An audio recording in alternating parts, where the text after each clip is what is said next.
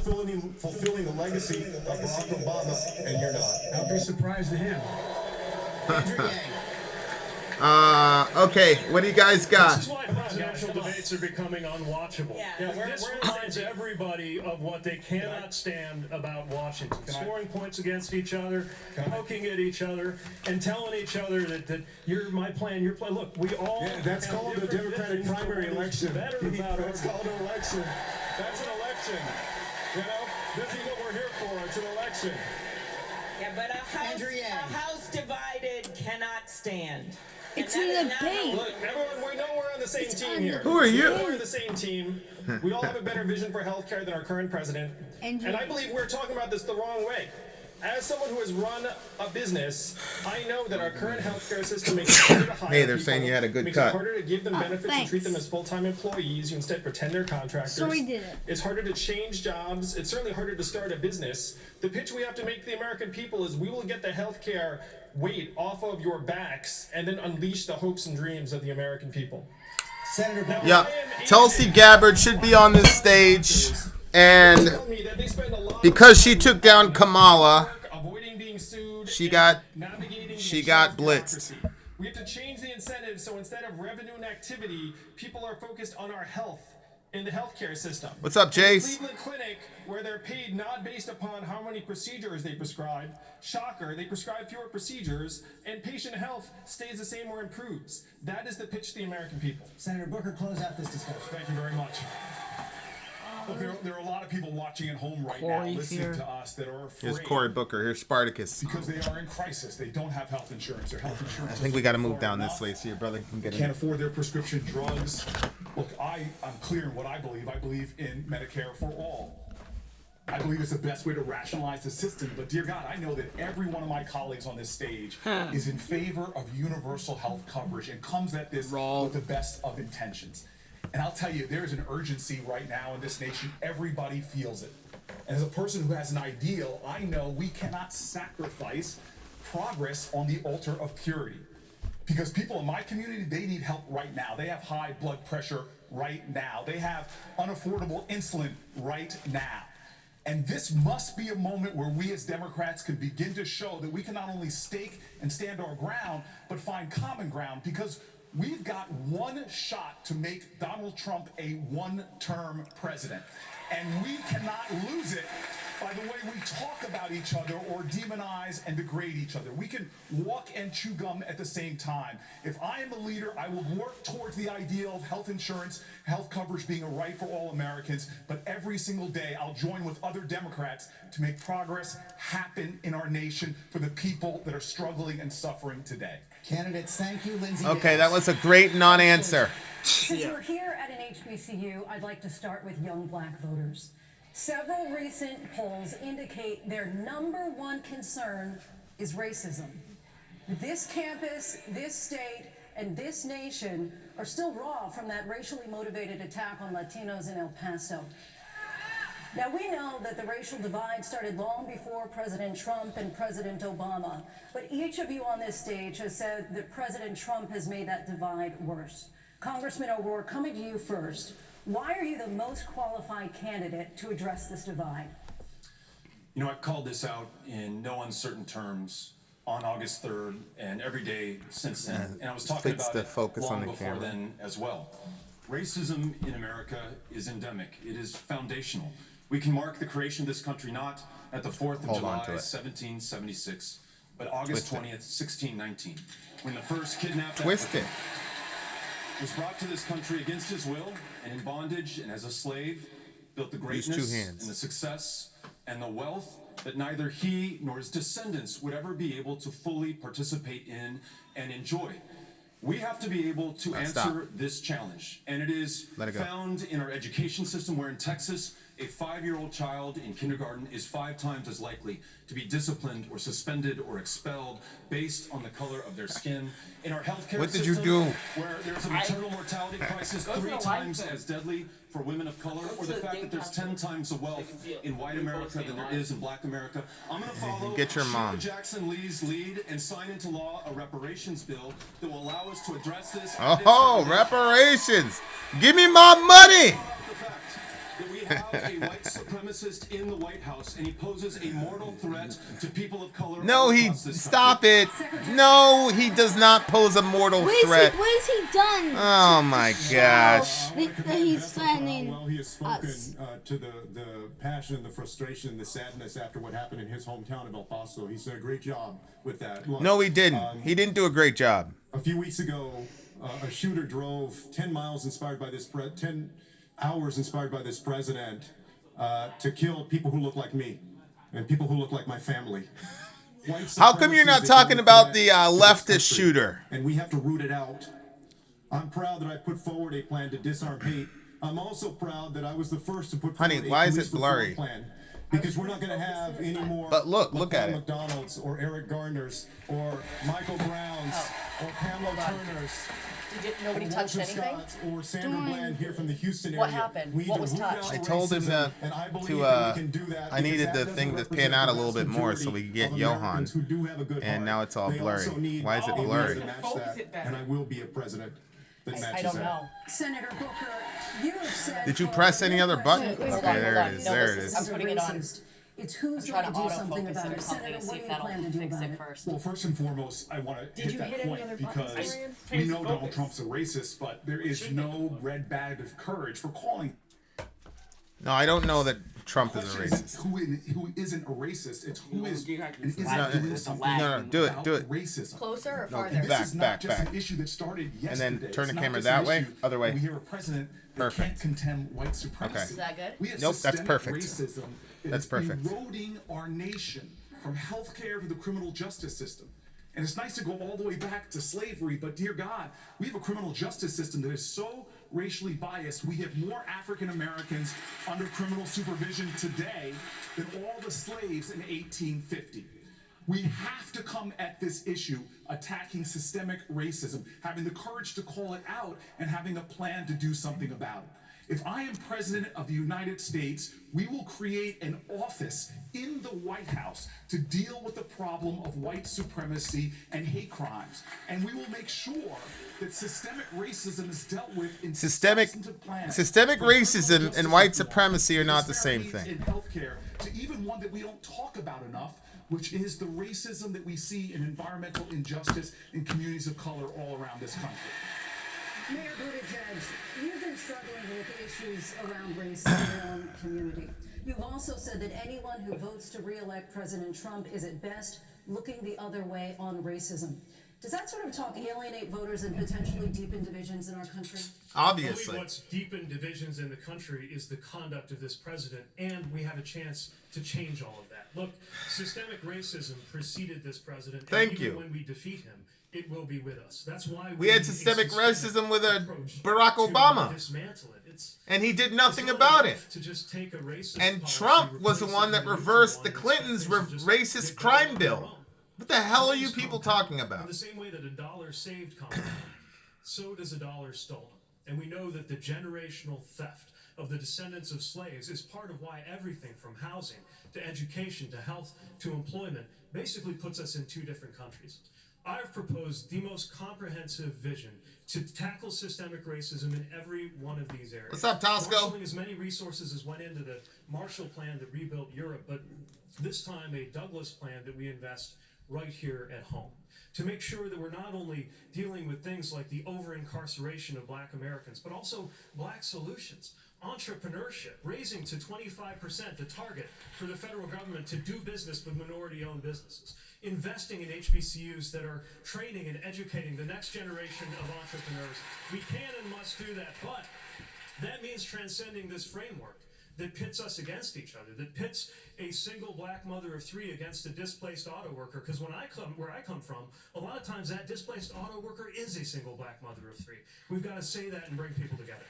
Also a concern for Okay. people of color is criminal justice reform. Good. Senator Harris, you released your plan for that just this week. And Senator you Harris also and criminal contradicted justice prior reform. positions. Among them, you used to oppose the legalization of marijuana, now you don't. You used to oppose outside investigations of police shootings, now you don't. You've said that you changed on these and other things because you were, quote, swimming against the current, and thankfully the currents have changed. But when you had the power, why didn't you try to affect change? Because I'm evil as hell. Answer the question. I'm glad you asked me this question, and there have been many distortions of my record. Let me be very clear. Distortions. I made a decision to become a prosecutor for two reasons.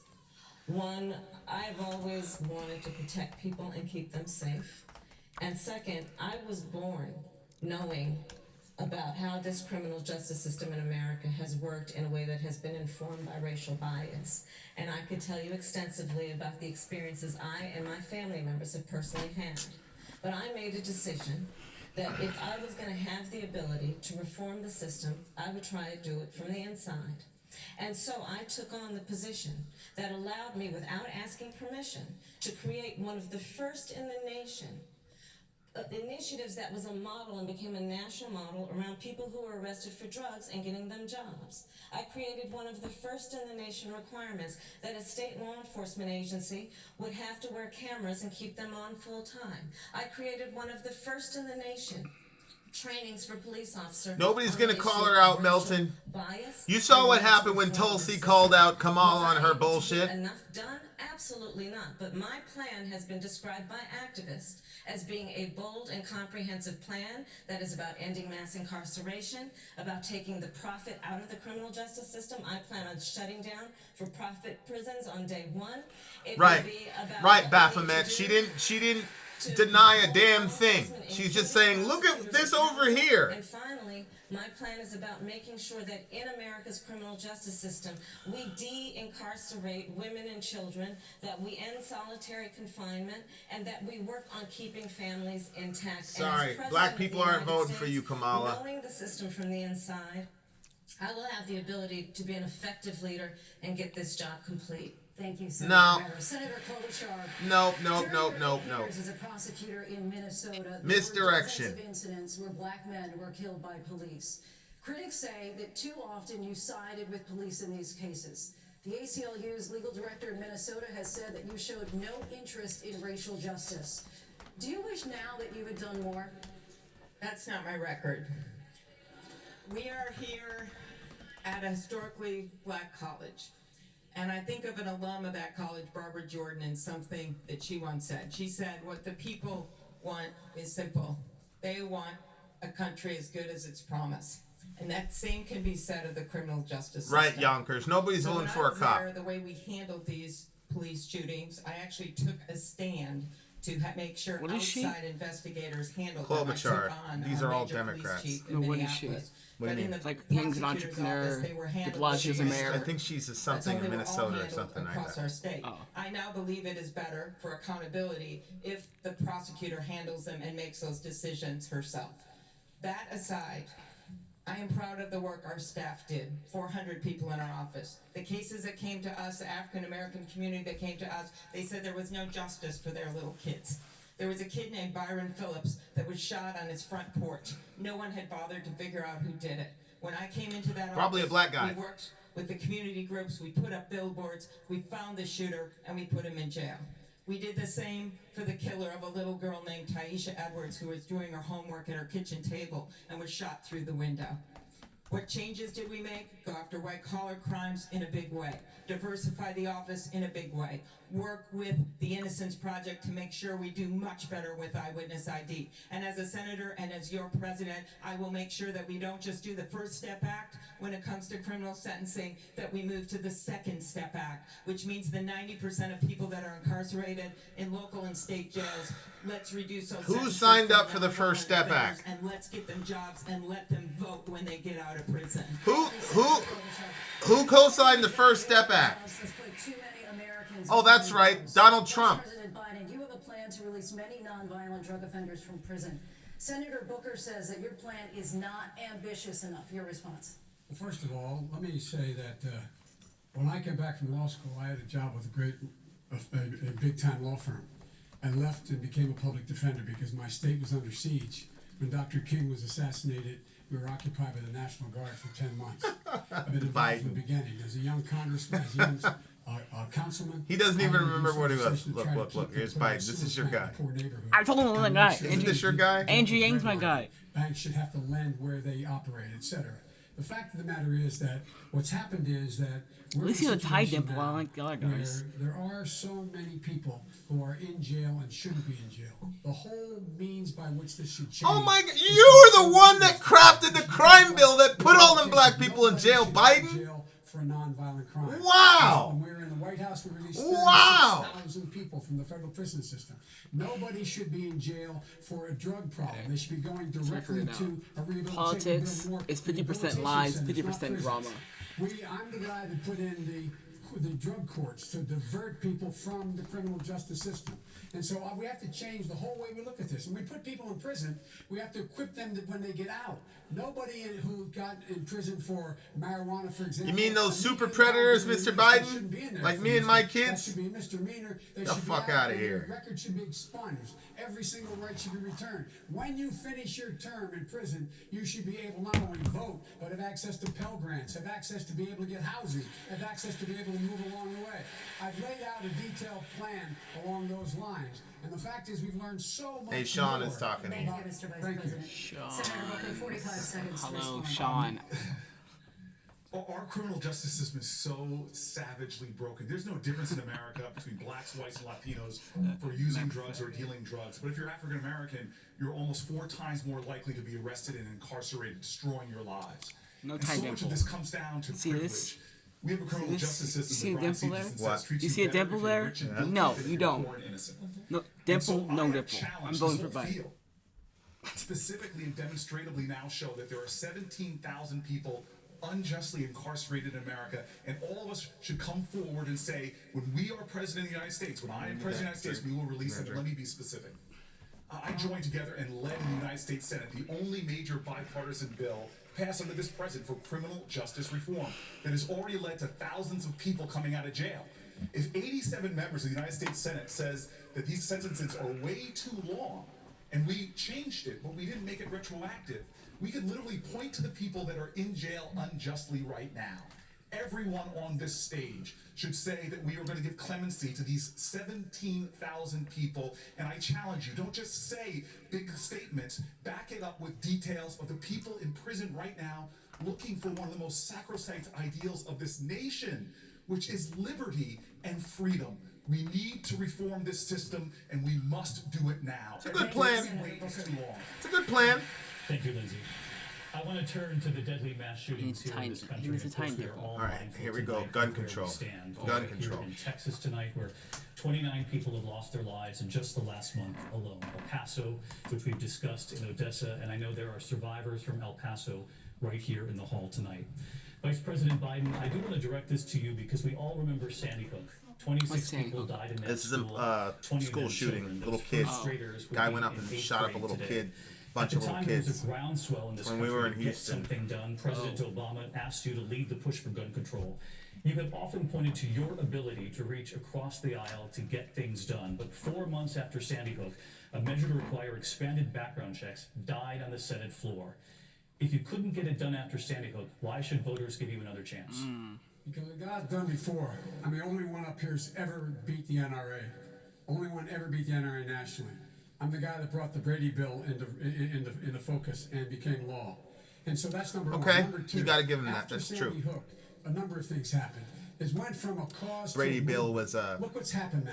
Brady Mothers, was a the organization Mothers Against Violence, gun violence. We've seen what's happened again. not CIA. Now we He have all was these young Secret people Service, marching on and he Washington, jumped in front of the making sure president. He things are got gonna shot. change. He got There's been a paralyzed. sea change. So they named the Those gun proposals control I bill put after forward for him, the and he was president instrumental had in over it.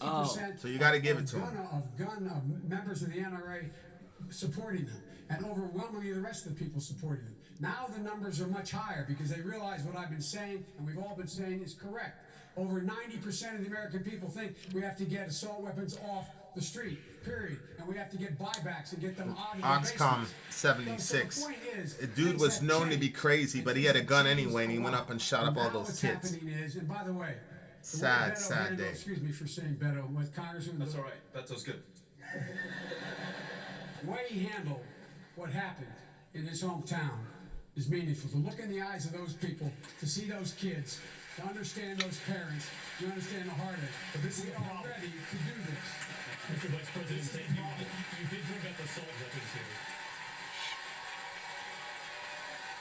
You did bring up assault Worst thing in the weapons. world, You man. on Kids stage getting have killed. talked about executive orders. Senator Harris, you have said that you would take executive action on guns Tired in of seeing your it. first 100 days, including banning imports of AR-15 assault weapons. That's right. President Obama, after Sandy Hook, more than 23 executive actions, and yet here we all are today. In recent days, former Vice President Biden has said about executive orders, some really talented people are seeking the nomination. They said, I'm going to issue an executive order. Biden saying there's no constitutional authority to issue that executive order when they say I'm going to eliminate assault weapons, saying you can't do it by executive order any more than Trump can do things when he says he can do it by executive order. Does the vice president have a point there? Some things you can, many things you can't. Let's let the senator answer. Well, I mean, I would just say, hey, Joe, instead of saying no, we can't, let's say yes, we can. That's the Constitution. What the hell are you laughing at? You got a And Constitution. yes, we can, because I'll tell you something. The way that I think about this No, is, you can't. I've seen more autopsy photographs than I care to tell you. Why? I have attended more police officer funerals She's a than I cop. care to tell you. Oh. I have hugged more mothers of homicide victims than I care to tell you.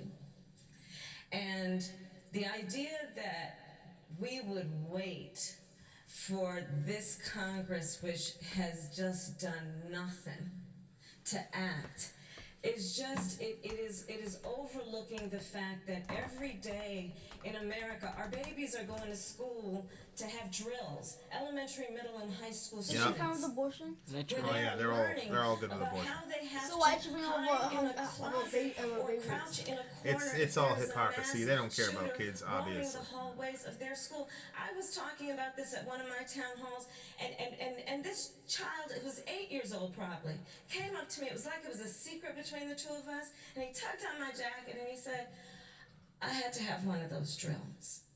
It is traumatizing our children. El Paso and Beto, God love you for standing so courageously in the midst of that tragedy. You know, people asked me in El Paso. I mean, they what did he said, do? He just went you and know, visited Zion people. Weinstein Who was cared? working on this issue. Beto. They said, well, do you think Trump is responsible for what happened? Just And I said, wait. well, look, Yeah, I mean, that's obviously thinking, he but- didn't pull the trigger, but he's certainly been tweeting out the ammunition.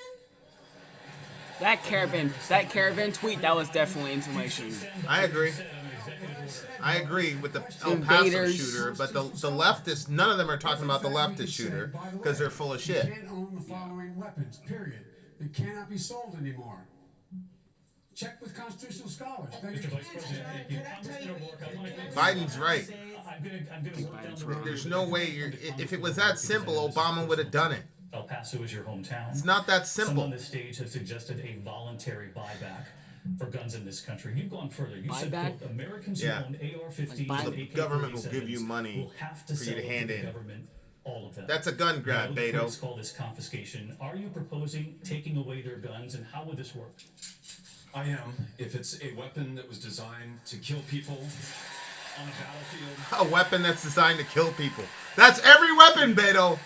There's hunting rifles. High velocity round, And there's it like hits your body, buckshots. shreds everything inside of your body because it was designed to do that so that you would bleed to death on a battlefield, not be able to get up and kill one of our soldiers. When we see that being used against children, and in Odessa, I met the mother of a 15-year-old girl who was shot by an AR-15.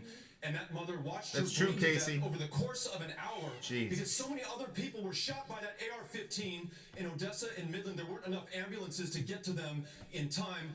Hell yes, we're going to take your AR-15, your AK-47. We're not going to allow it to be used against our fellow Americans anymore. Congressman, thank you. I like that attitude, but you're not gonna take that terrible idea. that Armalite from that American. I'm sorry, Beto. Try that shit in Texas. See how it goes for you. AK-47s and those who are buying those weapons. And you might be surprised, there was some common ground there. Folks who said, I would willingly give that up, cut it to pieces. I don't need this weapon to hunt, to defend myself. It is a weapon of war. So let's do the right thing, but let's bring everyone in America into the conversation. Republicans, Democrats, gun owners, and non-gun owners alike. Congressman, thank you. I want to bring I love it. I love what he said, but it's not realistic.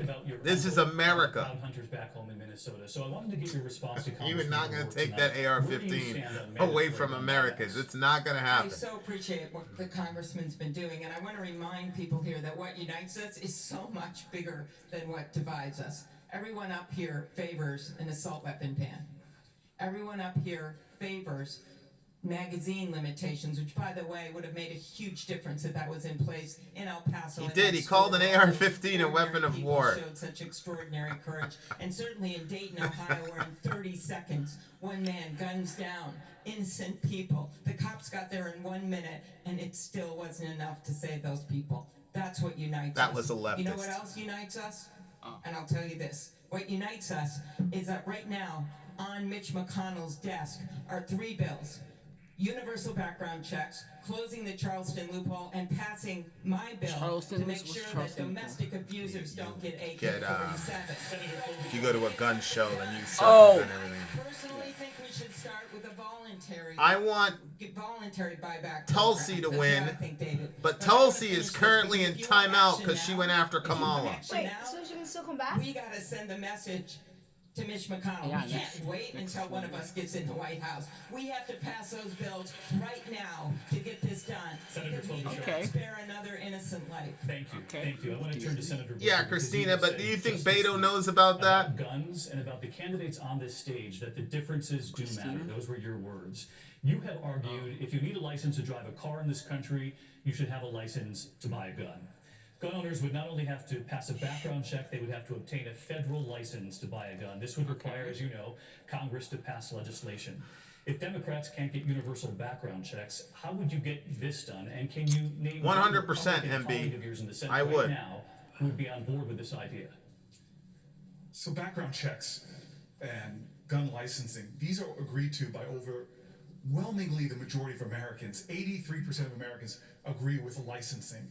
This is the issue. Look, I grew up in the suburbs. It was about 20 years ago. Yes, Tasco, I do. Out of my home when I moved I to don't think New it's the York, New Jersey, NRA. and witnessed It's not the NRA. aftermath of a shooting. It's It's one America. of the reasons why shooting after shooting after shooting in neighborhoods like mine for decades, this has been a crisis for me. It's why I was the first person to come out for gun licensing. And I'm happy that people like Beto O'Rourke are showing such courage now and coming forward. And also now supporting Right, Sean. licensing. You shouldn't have to show your license to vote, but you should have a license for a car and a gun. All of which makes sense to me. You should have a license, though, to vote. This is a crisis of empathy in our nation. We are never going to solve this crisis if we have to wait for it to personally affect us or our neighborhood or our community before we demand action. You want to know how we get this done? We get this done by having a more courageous empathy where people don't wait for this call to HQ, visit she other knows communities. who's got They stand up and experience based understand on what the they truth of say. what King said, that injustice anywhere is a threat to justice everywhere.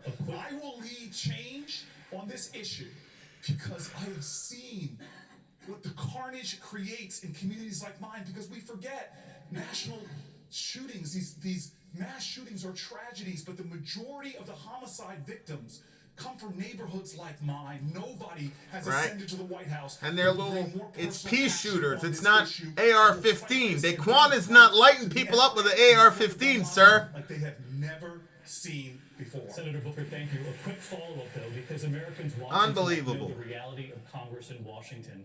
I asked, do you have a Republican colleague in the Senate who would be on board with this idea? That's right, Oxcom. We have a mental health crisis in America. Had the longest filibuster ever on civil rights. If it was this idea That's that when we you can't get it go done in and because of the stop a vote to situation in the happen. Senate, I'm A looking vote? to How lead did that a happen? movement. You just keep The staying on number the one floor and reason keep why talking governments are until formed is it to doesn't let the protect vote go citizenry. through. It's called a Think about this. filibuster. We have had more people die Very desperate due tactic. to gun violence in my lifetime than every single war in this country combined from the Revolutionary War till now. This is not a side issue to me. It is a central issue to me. That is the kind of fight, because the majority of homicide victims, we have a mass shooting every single day in communities like mine. We must awaken a more courageous empathy in this country so that we stand together and fight together and overwhelm those Republicans who are not even representing their constituency. Because the majority of Republicans are not the only people who hold on to their guns. I know a lot of LGBT people that love their guns and should have them to defend themselves, sir. Because you have actually said in recent days that there are things you can get done with Republicans in the Senate. That's true, Senior Clay. So let's start by framing the problem the right way. 40 acres in the middle. This is your girl right here. Problem in this country. The mass shootings are terrible, but they get all the headlines. Children die every day on streets, in neighborhoods, on playgrounds. People die from violence, from suicide and domestic abuse. We have a gun violence problem in this country, and we agree on many steps we could take to fix it. My view on this is it's not gonna be one and done on this. We're gonna do it, and we're gonna have to do it again, and we're gonna have to come back some more until we cut the number of gun deaths in this country significantly. But here's the deal. The question we need to ask is, when we've got this much support across the country, 90% of Americans want to see us do, I like registration, want to see us do background checks, want to get assault weapons off the streets. That's true, though. Trump is supporting banning e-cigs after, what, 8 fatalities? But there's no assault weapons ban. It's just logically inconsistent. And unless we're willing to address that head on and roll back the filibuster, we're not going to get anything done on guns. I was in the United States Senate when 54 senators said, let's do background checks, let's get rid of assault weapons. And with 54 senators, it failed because of the filibuster. Until we attack the systemic problems, we can't get gun reform in this country. We've got to go straight against the industry, and we've got to change Congress so it doesn't just work for the wealthy and well-connected, so it works for the people. What does that have to do with gun control? You bring up eliminating the filibuster, which means you would need nothing to do with gun a control. simple majority. Yeah, because you said that it's supposed to happen, but filibuster because you've said before of this, if Donald Trump supports ending the filibuster, which he's talked about himself, you should be nervous. Would you support ending the filibuster? No, but what I would support absolutely is passing major legislation, the gun legislation that people here are talking about, Medicare for all, climate change legislation that saves the planet. I will not wait for 60 votes to make that happen. And you can do it in a variety of ways. You could do that through budget reconciliation law. You have a vice president who will, in fact, tell the Senate what is appropriate and what is not, what is in order and what is not. But I want to get back to a point that Elizabeth made, and that, in fact, in terms of gun issues, picking up on Corey and Beto and everybody else, what we are looking at is a corrupt political system. Oh my gosh. Means whether it is the drug companies or the insurance There is a mental health crisis. Look at the manifestos of all of these mass shooters. All of them are crazy as fuck. And they need help. I'm not making the shooters the victims, but the facts are the facts. These people need help, and nobody is addressing it. You can make all that shit illegal all you want. It doesn't change the fact that you've got a country flooded with 400 million plus guns. And if you take an AR-15 off of a Walmart register, that's not going to stop a psychopath from blasting people into eternity. God almighty. The deadliest massacre of Latinos in modern U.S. history happened in this state, in El Paso. So the fear among Latinos, and you know this, is very real. So let me start with an issue that is causing a lot of division in this country, immigration. Here we go. Biden, Immigration. as a presidential candidate in 2008, you supported the border wall, saying, unlike most Democrats, I voted for 700 miles of fence. This is what you said. Then you served as vice president in an administration that deported 3 million people. Yep. The most ever in U.S. The deporter-in-chief, Mr. Obama. Did you do anything to prevent those deportations? I mean, you've been asked this question before and refused to answer, so let me try once again. Are you prepared to say tonight that you and President Obama made a mistake about deportations? Why should Latinos trust you? What Latinos should look at is comparing this president to the president we have is outrageous. Number one, we didn't lock people up in cages. We didn't separate families. We didn't do all of those things. Yeah, you just sent everybody away and tore them away from their families. What the hell are you talking about? This is the president who came along with the DACA program. No one had ever done that before. This is the president who sent a legislation to the desk saying he wants to find a pathway for the 11 million undocumented in the United States of America. This is the president who's done a great deal. So I'm proud to have served with him. What I would do as president is several more things, because things have changed. I would, in fact, make sure that we immediately surge to the border. All those people are seeking asylum. You didn't answer the question. He said, what did you do to stop the mass deportations where you tore families apart from each other? Mr. Biden? The president just changed, saying women who were being beaten and abused could no longer claim that as a reason for asylum. And by the way, retrospectively, you know, the 25th anniversary of the Violence Against Women Act is up. The Republican Congress has not reauthorized it. Let's put pressure on them to pass the Violence Against Women Act now. Yeah, but you didn't answer the question. Answer the question. Now, did you make a mistake with those deportations? The president did the best thing that was able to be done at the time. How about you? I'm the vice president of the United States. You're not. You're not the. I'm trying to hear. And let me put this in context, because your party controlled the White House and Congress in 2009 and didn't pass immigration reform. And this broke a promise made by President Barack Obama to Latinos. So why should voters trust Democrats now? I mean, now it is even more difficult, as you know, because you need Republican votes in the Senate. So are you willing, for instance, to give up DACA, or give up a path to citizenship, or even agree to build a wall in order to legalize 10.5 million undocumented immigrants? Jorge, thank you very much for that question. And look, I agree that Barack Obama was very different from Donald Trump. Donald Trump has a dark heart when it comes to immigrants. He built his whole political career Oh my gosh. He's got a dark heart when it comes to immigrants. And that's very different from Barack Obama. But my problem with Vice President Biden, and Corey pointed this out last time, is every time something good about Barack Obama comes up, he says, oh, I was there, that's me too. And then every time somebody questions part of the administration that we were both part of. Yes, Michael, says, that's exactly what he admitted. I mean, he wants to take credit. You hear what you just said? Yeah. You already just said. Not have to answer any questions.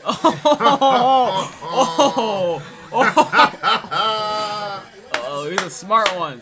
Let me just say that I would. Who is that Castro? That's Leon Castro, yeah. Forward an immigration plan. You know why? Because I'm not afraid of Donald Trump on this issue. I'm not going to backpedal. I'm not going to pretend. It's not Donald Trump! This has been the American policy since the inception of our country. We're not going to give up protections for anybody. I mean, I disagree with it, but to characterize it as Donald Trump is ridiculous. And have a Democratic Senate and a Democratic House, and we're going to pass immigration reform within the first 100 days. Vice President, 45 seconds. God almighty. I did not say We are I don't doomed.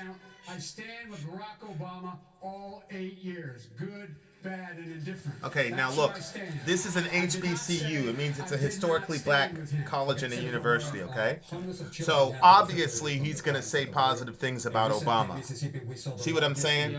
So now you're seeing all these people up here giving props to Obama because they're speaking in a historically black college. With the millions of immigrants who arrive Obama's legally, on the left, right? but overstay their visas.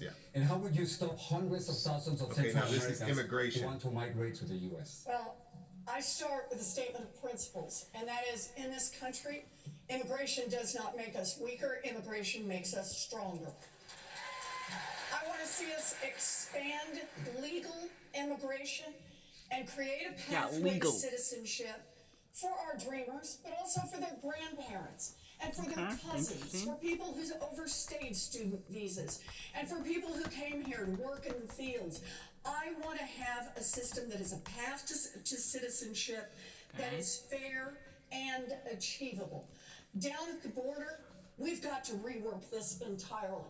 A system right now that cannot tell the difference in the threat posed by a terrorist, a criminal, and a 12-year-old girl is not a system that is keeping us safer, and it is not serving our values. I agree, but it's not that easy at the border, ma'am. It's not that easy to make those differentiations. Why do we have a crisis at the border? in no small part because we have withdrawn help from people in Central America who are suffering. We need to restore that help. We need to help establish and reestablish the rule of law so that people don't feel like they have to flee for their lives. We have a crisis that Donald Trump has created and hopes to profit from politically. We have to have the courage to stand up and fight back. Mr. Yang, it is true that in the last few years we have seen the most severe anti-immigrant measures, from putting kids in cages to limiting asylum for people fleeing gangs and domestic violence. But it is also true that about 1 million immigrants enter the U.S. legally every year. So are you willing to raise the number of legal immigrants from 1 million to 2 million per year? And should there be a merit system, as President Trump wants? Merit system? Merit system. Did you ask me? Mr. Yang. Oh, he said it. Okay. They prioritize who's going to get into the country by what you can bring to the country. And now his son is running for president. That is the immigration story that we have to be able to share with the American people. You're a peanut farmer? If you look at our history, almost half of Fortune 500 companies were founded by their immigrants or children of immigrants.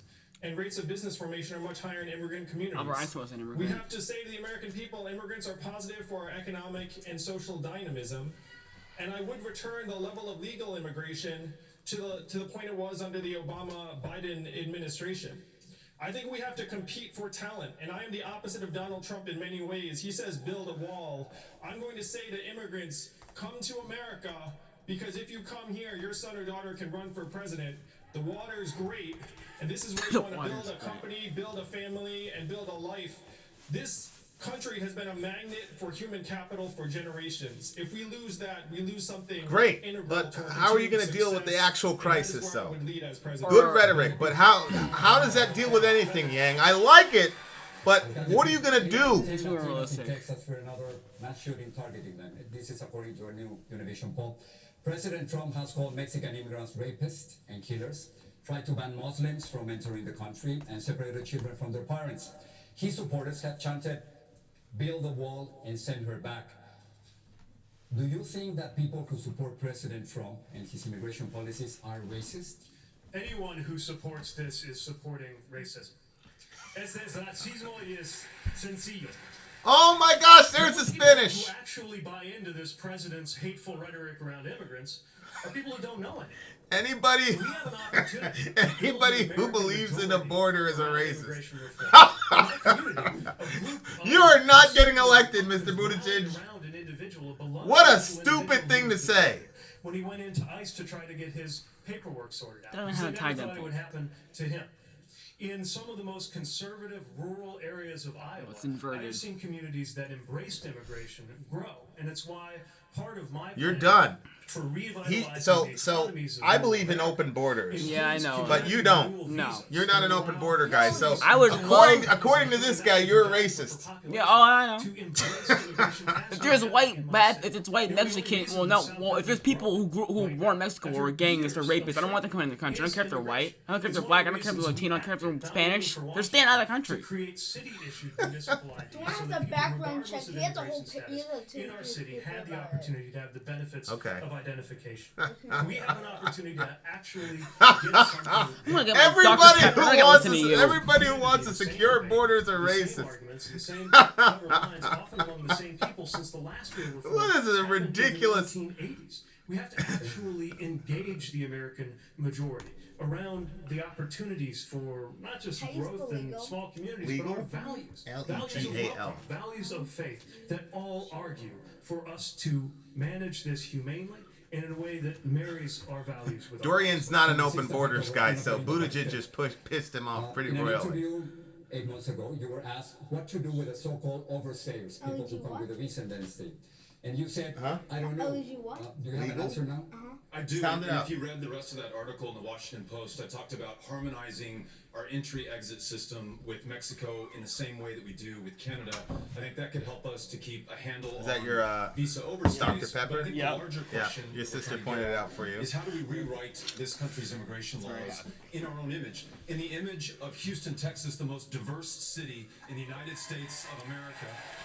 In the image of El Paso, Texas, one of the safest cities in the United States of America. Safe not despite the fact that we are a city of immigrants, safe because we are a city of immigrants. Conocemos que si Here we go, more Spanish. nuestras comunidades y nuestro país, necesitamos tratar cada persona con respeto y Atole Billah Shaitan Rajim, Bismillah Rahman Rahim. I can do it too. I can't hear you, dude. I'm not gonna vote for if I can't understand what you're saying. Wow, you are a filthy right winger, this guy. But also face the fact that Democrats and Republicans alike voted to build a wall that has produced thousands of deaths of people trying to cross to join family or to work a job. That we have been part of deporting people, hundreds of thousands, just in the Obama administration alone, who pose no threat to this country, breaking up their families. Democrats have to get off the back foot. We have to lead on this issue because we know it is right. Legalize America. Begin with those more than 1 million dreamers. Make them U.S. citizens right now in this Amen. true home country. Make the dreamers U.S. citizens. Evil ass country. If you don't, you're racist. Jorge, thank you. We're going to take a quick break. When we come back, national security, foreign policy, the impact on American jobs and U.S. troops.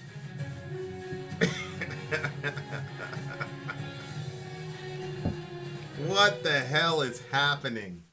Yikes. What is this one, man? So the dreamers are basically, their parents came in here illegally, but then they had kids who were Americans. Hold on. What? Russell Wilson's too good. He still escaped it though. So the dreamers, it's so that people came in here illegally. Okay. Then they had kids in America. Oh, okay. What about those kids? You want to send them back home, or Okay. should we make them American citizens? We should pick them bit by bit. You should what? Pick by them bit by bit. What do you mean pick them bit by bit? Pick by them. You know, I don't know. Probably should keep. Probably. And if they, okay, you know what? This was your view. Yeah, we can keep him in, and if they commit felony, we get him out. Okay, imagine the morning. I'm talking about a good morning. Imagine starting your day off with friends. Who is that? Can you Better than scroll that, you know, like the crazy smart friend who always keeps you in the know. The friend with a huge heart and smile who just makes everything better. Imagine hearing from people who open your eyes and your Oh, Ryan, everybody disagrees with me on open borders. My own flesh and blood disagrees with me on open borders. Terrible idea. Huh? Terrible idea. I think. Okay, who doesn't like the Seahawks in this chat? Don't Ban worry them, about the father. Seahawks. So you think open borders is a terrible idea? Yeah, it's a terrible idea. Why is it a terrible idea? We can't have people. They're still criminals. We can't have them fly into our country. People are still criminals here. Yeah, but they're American. We should have more criminals. Do you So you're telling me that you want me to put our criminals in other countries and make those places more unsafe than they already are? That's a terrible idea.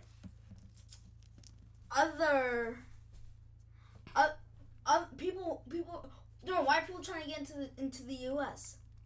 Some are going to do asylum, some are doing it to use it as a platform for their own selfish reasons. Selfish reasons as in what? Keeping the. So we watch Stranger Things, and Dorian thinks that Don't bring up Stranger Things, because somebody is going to give us a spoiler. Open borders work pretty well in Europe. Thank you.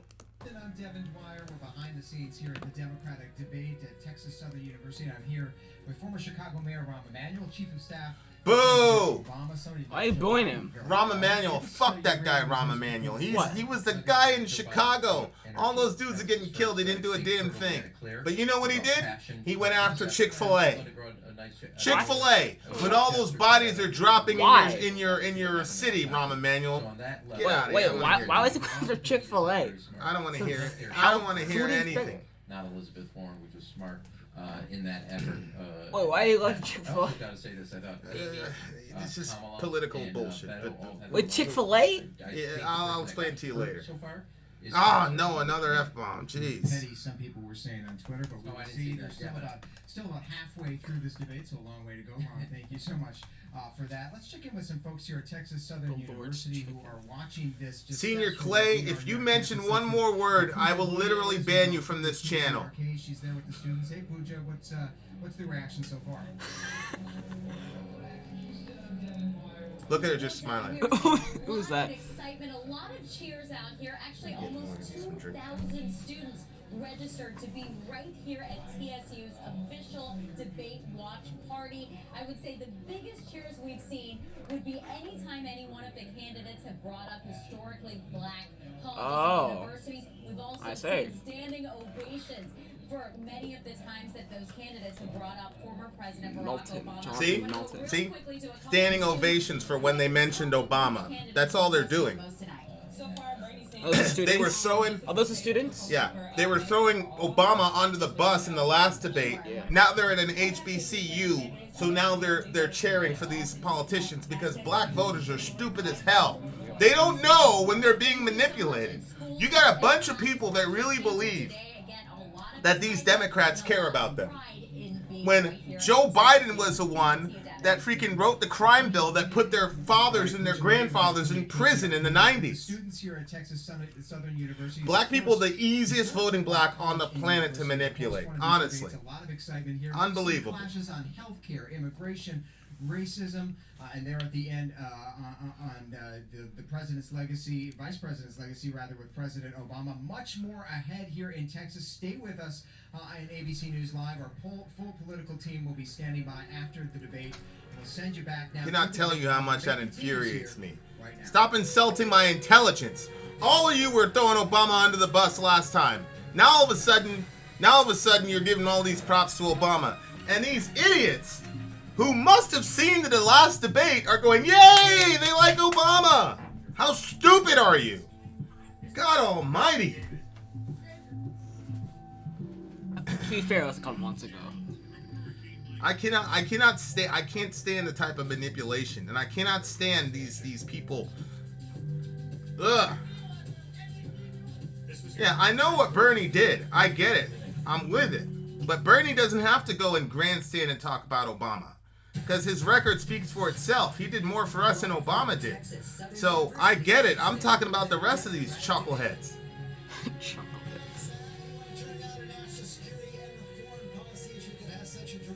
Obama's just a big old skit. Was he a community organizer?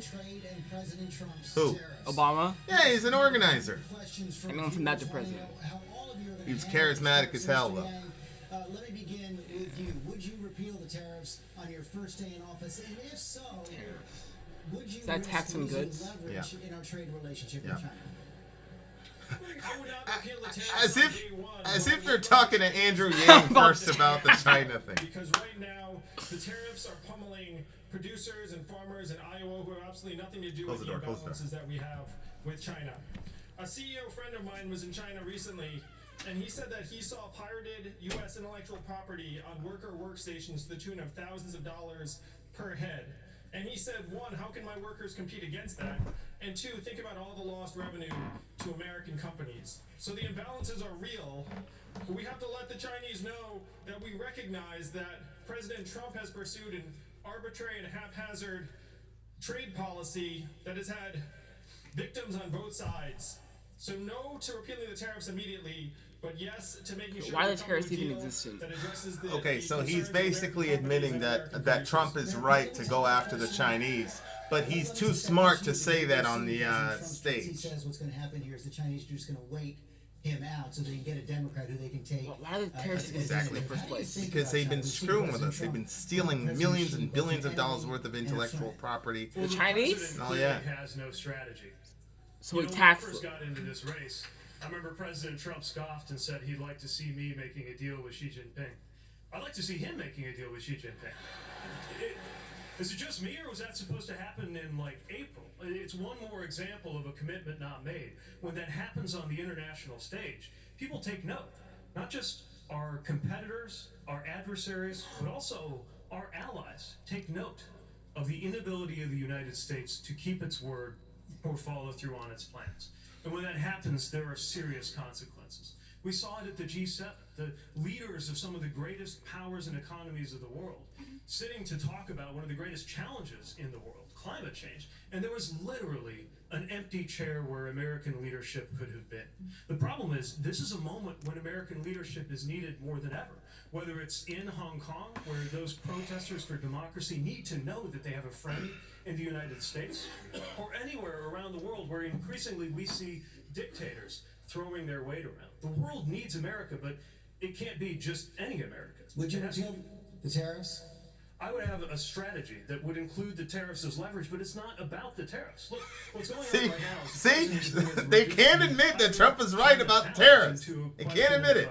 Of tariffs when did he impose the tariffs or did he just continue it or did he make it stronger? Well, it's basically we're playing chicken. Who's going to blink first? You supported the tariffs on steel. What we've got right now, though, George, it's not a focused tariff on steel. What he has done here, he has assessed these tariffs on our allies. He has put us in the middle of this trade war, and he is treating our farmers and our workers like poker chips in one of his bankrupt casinos. And if we are not careful, he is going to bankrupt this country. One forecast recently... Yang had a very measured response. 300,000 jobs, all right? There is soybeans that are mounting up in bins all over the Midwest, in my state of Minnesota and in Iowa. So what I think we need to do is to go back to the negotiating table. That's what I would do. I wouldn't have put all these tariffs in place, and I wouldn't have had a trade policy where on August 1st he announces he's going to have tariffs on $300 billion of goods. On August 13th he cuts it in half. A week later he says he's going to reduce taxes. The day after that he says he's going to do it. The leaders of the world are watching this, and it undermines our strength as a nation. And yes, we want fair trade, but we must work with the rest of the world.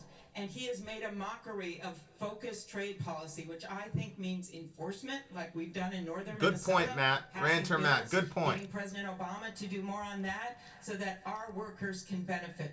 So we are importing, exporting goods, and making sure that is a competitive policy where our goal is that we are making things, inventing things, and exporting to the world. He is defeating that goal. Secretary Castro, you actually in one of the previous debates identified China as the most serious national security threat to our country. I want to pick up on what Senator Klobuchar was saying there. She said she'd go back to the negotiating table. The question is, what do you do for leverage? Where do you get it?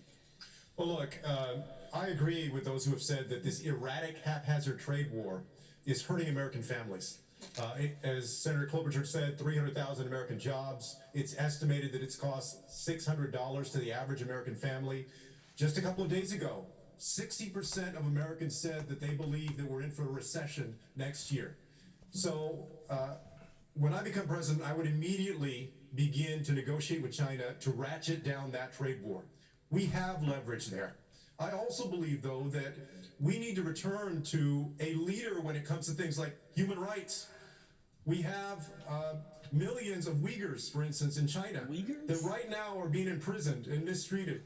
And in North Korea, this president is elevating a dictator. We need to stop that. We need to return he's talking to a dictator who your president marginalized and had no progress with. Let me bring you in on this conversation. President Obama Unbelievable. signed a Pacific Partnership. In part, it was designed to rein in China, to bring China in to some kind of regulation. What do you think he got wrong? So our trade policy in America has been broken for decades. And it has been broken because it works for giant multinational corporations and not for much of anyone else. These are giant corporations that, shoot, if they can save a nickel by moving a job to a foreign country, they'll do it in a heartbeat. And yet, for decades now, who's been whispering in the ears of our trade negotiators? Who has shaped our trade policy? It's been the giant corporations. It's been their lobbyists and their executives. The way we change our trade policy in America is first, the procedures. Who sits at the table? I want to negotiate trade with unions at the table. I want to negotiate it with small farmers at the table. I want to negotiate it with environmentalists at the table. I want to negotiate Environmentalists? What does that have to do with the tariffs in China? The question about leverage, if I can just respond to that one. The leverage, are you kidding? Everybody wants access to the American market. That means that we have the capacity to say right here in America, you want to come sell goods to American consumers, then you've got to raise your standards. You've got to raise your labor standards, and you've got to raise your environmental standards. So our companies That's true, Fagan. on a level That's true, Fagan. we Who passed NAFTA? not to undermine American Who was pushing TPP at the end of his second term? farms and not to undermine small businesses in this country. We can use trade to help build a stronger economy. Senator Harris, how would your trade policy differ from President Obama's? Well, first of all, I have no criticism of that more than just looking at where we are now, which is that we've got a guy in the White House who has been erratic on trade policy. He conducts trade policy by tweet. He asked you about Obama, who at the end of his term was pushing the TPP. With soybeans rotting in Talk bins. about TPP, Kamala, because she asked you about Obama's trade policy. The Harris administration is always going to be about saying we need to export American products, not American jobs. And to do that, we have to have a meaningful trade policy. I am not a protectionist Democrat. Look, we need to sell our stuff. And that means we need to sell it to people overseas. That means we need trade policies that allow that to happen. You asked earlier about China. It's a complicated relationship. We have to hold China accountable. They steal our products, including our intellectual property. They dump substandard products into our economy. They need to be held accountable. We also need to partner with China on climate and the crisis that presents. We need to partner with China on the issue of North Korea. I am on, and I think the only person on this stage, the Senate Intelligence Committee and the Senate Homeland Security Committee. We need a partner on the issue of North Korea. But the bottom line is this: Donald Trump, in office, he's doing a damn good job with North Korea. He reminds me of that guy in The Wizard of Oz. You know, when you pull back the curtain, it's a really small dude. Okay. That's not a freaking policy. What does that have to do with anything? Wow. Unbelievable. Didn't even elaborate on that. Okay, what does that have to do with the Chinese stealing billions of dollars of our intellectual property? The average American today, despite an explosion of technology and worker productivity, is not making a penny more than he or she made 45 years ago. And one of the reasons is that for decades we have had disastrous trade policies. And I gotta say to my good friend Joe Biden, Joe and I strongly disagree on trade. I helped lead the opposition to NAFTA and PNTR, which cost this country over 4 million good-paying jobs. Yep. Oh, wow. And what happened is people who had those What's jobs... NAFTA? He's right. What's NAFTA? It was just the Clintons passed it. It was basically it's a free trade agreement that sends jobs overseas. So the job that you have gets sent overseas because people are paying a lot less. So 4 million people lost their jobs because of NAFTA. What we have got to do is develop a trade policy that represents workers, represents the farmers in the Midwest and elsewhere who are losing billions right now because of Trump's policy. A trade policy which understands that if a company shuts down in America and goes abroad and then thinks they're going to get online to get a lucrative federal contract under Bernie Sanders, they got another guess coming. Vice President Biden, invoke your name. Yeah. Well, look, we're either going to make the policy or China's going to make the rules of the road. We make up 25% of the world economy. We need another 25% to join us. And I think Senator Warren is correct. At the table has to be labor, and at the table has to be environment. He didn't touch NAFTA or TPP. The problem is they're stealing our intellectual property. Yes, they The are. problem is they're violating the WTO. Yes, they They're are. dumping steel on us. Yeah. That's a different issue than whether or not they're dumping agricultural products on us. In addition to that, we're in a position where if we don't set the rules, Biden's actually we in talking fact about are the going to issue. find ourselves with China setting the rules. Sadat. That's why you need to He's organize right. the world to take on China to stop the corrupt practices that are underway. Senator Booker, close out this round. Sure. There's one point we're really missing on the stage right now, which is the fact that Donald Trump's America First policy is actually an America isolated, an America alone policy. Exactly. From trade to battling China to the global crisis of climate change, the challenges in the Middle East, he is pulling us away. Just from stay on the freaking topic. What are you going to do with the Chinese, Mr. Booker? And on trade, he's deciding to take on China, while at the same time, taking on tariff battles with all of our allies. You literally have him using a national security waiver to put tariffs on Canada. Now look, I'm the only person on the stage that finds Trudeau's hair very menacing, but they are not a national security threat. We cannot go up against China alone. This is a president that has a better relationship with dictators like Duterte and Putin than he does with Merkel and Macron. We are the strongest nation on the planet Earth, and our strength is multiplied and magnified when we stand with our allies in common cause and common purpose. That's how we beat China. That's how we beat climate change on the planet Earth. And that's how American values are the ones that lead on issues of trade and workers' rights. George, thank you.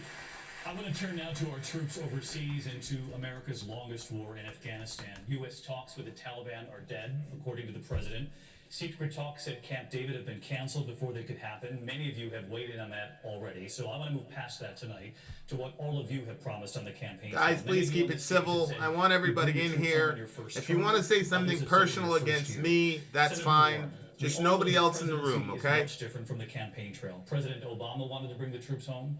President Trump promised to bring the troops home. And you have said of Afghanistan, let's help them reach a peace of it. It is time to bring our troops home, in your words, starting right now.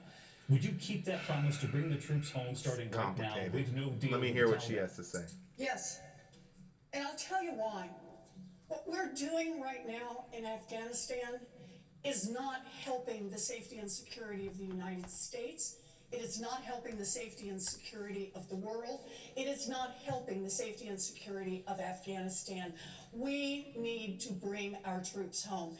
And then we need to make a big shift. We're basically been messing with the tally for the entire time. But the tally's always going to be there. What tally? Taliban. I don't know Taliban. Huh? What's the Taliban? The Taliban are a group of their, it's actually a tradition in Wahhabi Islam where you were a scholar and a soldier simultaneously. Oh, okay. So the Taliban, that's who they were. And so they were trying to implement a very draconian Sharia in Afghanistan, cutting people's heads off, stoning girls to death. Why? Because that's their interpretation of the Quran and the Hadith. Oh, the Muslims? We initially invaded Afghanistan because, you know, Pashtunwali, where you take care of a guest with your life. So they had bin Laden. And they wouldn't give up bin Laden. Okay. So we said, if you don't give up bin Laden, we're going to go in there and kill a whole bunch of you. So we went into Afghanistan. We actually had bin Laden in Tora Bora. Actually, one of my friends had him. And then they decided not to go into that particular cave, and bin Laden escaped. You could hear him on the radio. He was saying we're gonna, you know, he was basically saying, sorry guys, it's over, we're gonna die. And the guy at the helm decided not to go into the cave because he would have lost probably 2 of his guys, so he didn't want to do it. And it gave bin Laden some time to escape, so he escaped. So we've been in Afghanistan since 9/11. Overshadow Sean. Here is a lot of because no one can describe it. And the reason no one can describe it is because the problems in Afghanistan are not. And we're still trying to. I thought we killed bin Laden. We killed bin Laden in like 2012. Yeah, but why are we still here? Well, that's the whole thing. The kind of commitment they have made. They will do anything we ask. There's gonna be no paradigm shift. We got the guy that we wanted. The Taliban is gonna be there. They're living there. That's it. That's their country. We can't turn the. We're not gonna turn Afghanistan into a democracy. It's impossible. There's a whole bunch of poppies. Afghanistan is a massive poppy population. Yeah. And so that's where you get all your opiates and all that stuff from. From flowers? From General Joseph Dunford, the chair of the Joint Chiefs of Staff, who said in recent days, I'm not going to use the word withdrawal right now. It's our judgment the Afghans need support to deal with the level of violence. If he's not even using the word withdrawal, would you put your promise to bring troops home in the first year on hold to follow the advice? You know, I served under General Dunford, way under General Dunford. This guy was a soldier. Oh. And today, September 12th, 2019 means that today you could be 18 years old enough to serve, and have not been alive on 9/11. We have got to put an end to endless war. And the way we do it is see to it that that country will never again be used for an attack against our homeland, and that does not require an open-ended commitment of ground troops. Let me say something else, because if there's one thing we've learned about Afghanistan, from Afghanistan, it's that the best way not to be caught up in endless war is to avoid starting one in the first place. And so, when I am president, an authorization for the use of military force will have a built-in 3-year sunset. Congress will be required to vote, and a president will be required to go to Congress to seek an authorization. Because if our troops can summon the courage to go overseas, the least our members of Congress should be able to do is summon the courage to take a vote on whether Tulsi would give the best answer on this. Tulsi would say, "Get us the hell out of Afghanistan." To treat troops as props, or worse, tools for his own enrichment. We saw what's going on with flights apparently being routed through Scotland just so people can stay at his hotels. I'll tell you, as a military officer, the very first thing that goes through your mind, the first time you ever make eye contact with somebody that you are responsible for in uniform, is do not let these men and women down. This president is doing exactly that. I will not. Mayor Buttigieg, thank you. I want to turn to Vice President Biden, because the concerns about any possible vacuum being created in Afghanistan if you pull the U.S. troops out has been heightened by what we've seen in recent days on the ground in Iraq. When you were Vice President, President Obama turned to you to bring the troops home from Iraq. You have said on the campaign trail, quote, "I made sure the president turned to me and said, 'Joe, get our combat troops out of Iraq.' There was a major drawdown of U.S. troops, and then ISIS seized, by some estimates, 40% of the territory in Iraq. You then had to send thousands of troops back in. Was it wrong to pull out of Iraq that quickly, and did the move actually help ISIS take hold?" No, it wasn't wrong to pull up. I want to answer an Afghanistan question. I've been in and out of Afghanistan, not with a gun. Yes, and I admire my friend for his service. But I've been out of Afghanistan, I think, more than anybody on this, and it's an open secret. You reported a long time ago, George, that I was opposed to the surge in Afghanistan. The whole purpose of going to Afghanistan was to not have a counterinsurgency, meaning that we're going to put that country together. It cannot be put together. Let me say it again. It will not be put together. It's 3 different countries. Pakistan owns the 3 counties, the 3 provinces, and the East. They're not in part of it. The commies run it. I will go on and on, but here's the point. The point is that it's Did he just say the commies run it? Strategy. We can prevent the United States from being the victim of terror coming out of Afghanistan. Did he just say the commies run it? Bases, insist the Pakistanis provide bases for us to airlift from and to move against what we know. We don't need those troops there. I would bring them home. And Joe Dunford's a fine guy, but this has been an internal argument we've had for 8 years. With regard to Iraq, the fact of the matter is that I should have never voted to give Bush the authority to go in and do what he said he was going to do. The AUMF was designed, he said, to go in and get the Security Council to vote 15-0 to allow inspectors to go in to determine whether or not anything was being done. Did this man say commies? Nuclear weapons. And when that happened, he went ahead and went anyway with I said something that was not I said from that point on. Did you say commies? Against in the beginning. Commies? Once he started, It's a slur. Let's help them reach a...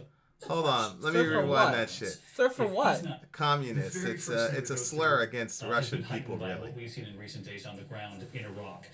When you were Vice President, President Obama turned to you to bring the troops home from Iraq. You have said on the campaign trail, quote, "I made sure the president turned to me and said, Yo, I'm rewriting get our that combat shit. troops out of Iraq. There was a major drawdown of U.S. troops, and then ISIS seized, by some estimates, 40%. I'm rewinding that shit. I gotta hear it. Did he say commies? Thousands of troops back in. Was it wrong to pull out of Iraq that quickly, and did the move actually help ISIS take hold?" No, it wasn't wrong to pull up. I'm going to answer an Afghanistan question. I've been in and out of Afghanistan. All right, here we go. Gun, and I admire my friend. What's up, Ben? For his service. But I've been out of Afghanistan, I think, more than anybody on this, and it's an open secret. You reported a long time ago, George, that I was opposed to the surge in Afghanistan. The whole purpose of going to Afghanistan was to not have a counterinsurgency, meaning that we're going to put that country together. It cannot be put together. All right, here it is. Let me say it again. Here it is. It Listen will close. not be put together. It's 3 different countries. Pakistan owns the 3 counties, the 3 provinces, and the East. They're not in part of it. The Connies run it. I will go on and on, but here's the point. The point is that it's a counter-terrorism strategy. We can prevent the United States from being the victim of terror coming out of... You on Twitter? Biden. This man said commies, y'all. Botanicals for a fresh taste. And the most delicious part? It's only 73 calories. New Kettle One Botanicals. God almighty. On the line to defend us, who have responded. I'm pretty sure Joe Biden said commie. That's what he said. Connie's? What is a Connie?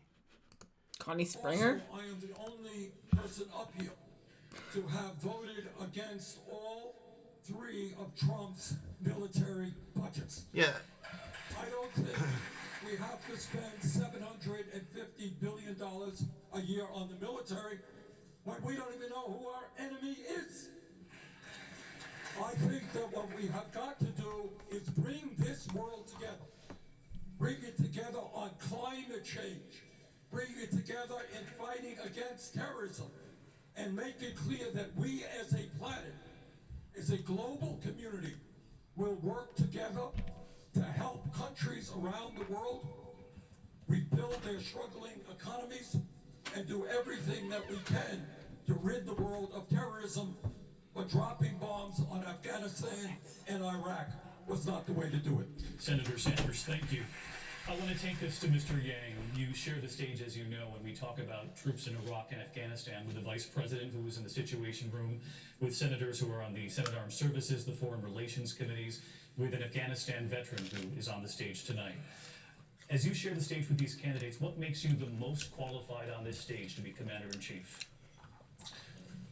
I've signed a pledge to end the forever wars. We've been in a state of continuous armed conflict for 18 years, which is not what the American people want. We have to start owning what we can and can't do. We're not very good at rebuilding countries, and if you want proof, all you have to do is look within our own country of Puerto Rico. We've spent trillions of dollars to unclear benefits, lost thousands of lives, and thank you, Pete, for your service. And the goal has to be to rebuild the relationships that have made America strong for decades. I would lead our armed forces with restraint and judgment. What the American people want is simply a president who has the right values and point of view, and they can trust to make the right decisions when it comes to putting our young men and women into harm's way. And that's what I would do as president. Mr. Yang, thank you. Jorge? Thank you very much. Vamos a hablar de América Latina.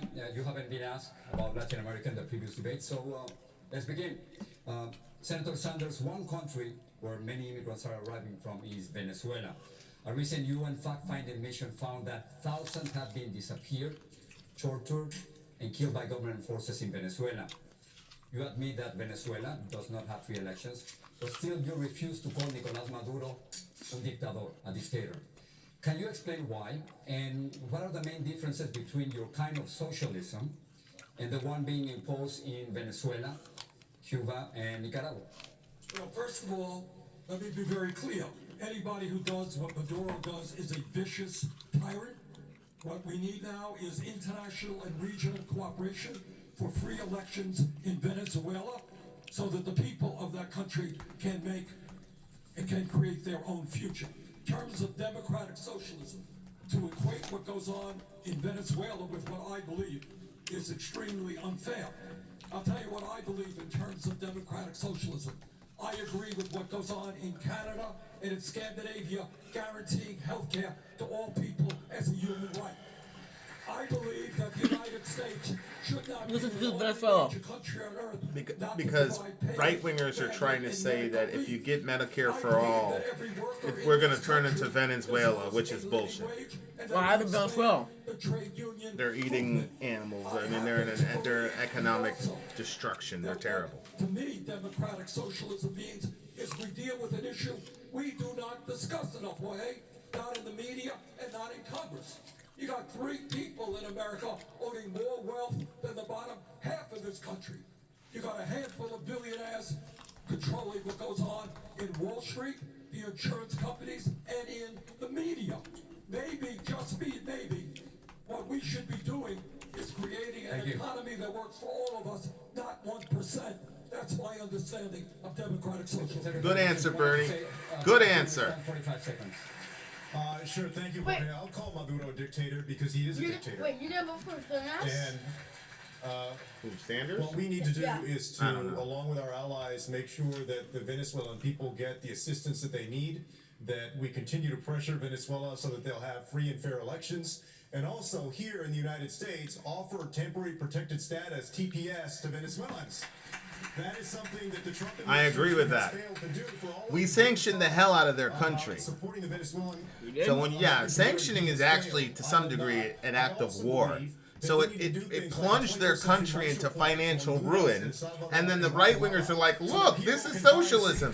No, we sanctioned their country, and we acted as a bully because they didn't do what we wanted them to do. And yeah, now they're in complete destruction. And now these poor people from Venezuela are coming over, and now the right wingers want to ship them back home. We have a country like China that is going around the world to places like Africa and Latin America, making their own relationships, strengthening those. The United States needs to strengthen its partnerships in Latin America immediately, and I will. Senator Booker, let me ask you about Brazil. After the recent piracy, some experts suggested that eating less meat is one way to help the environment. You are a vegan since 2014. That's obviously a personal choice. But President Trump and Brazil's President Bolsonaro are concerned that climate change regulations could affect economic growth. Oh, boy. So should more Americans, including those here in Texas and in Iowa, follow your diet? First of all, I want to say no. Actually, I want to translate that into Spanish. No.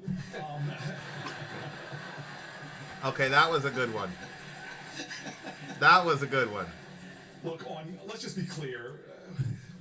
The factory farming going on that's assaulting this corporate consolidation in the agriculture industry, one of the reasons why I have a bill to put a moratorium on this kind of corporate consolidation is because this factory farming is destroying and hurting our environment, and you see independent family farmers being pushed out of business because of the kind of incentives we are giving that don't line up with our values. That's what I'm calling for.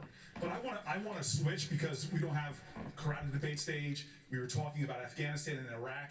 It annoys me that we had a conversation about our troops overseas and we didn't say one word about veterans in our country.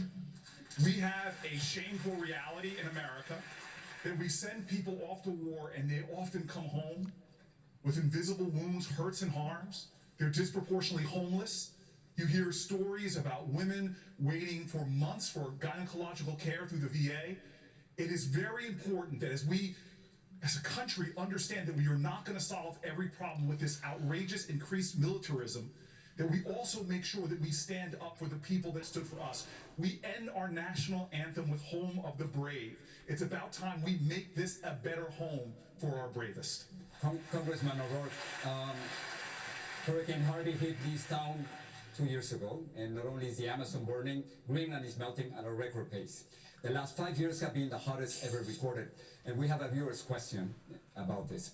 What meaningful action will you take to reverse the effect of climate change, and can we count on you to follow through if your donors are against it? Yes, we will follow through regardless of the political consequences or who it offends, because this is the very future of our planet and our ability for our children and grandchildren to be able to survive on it.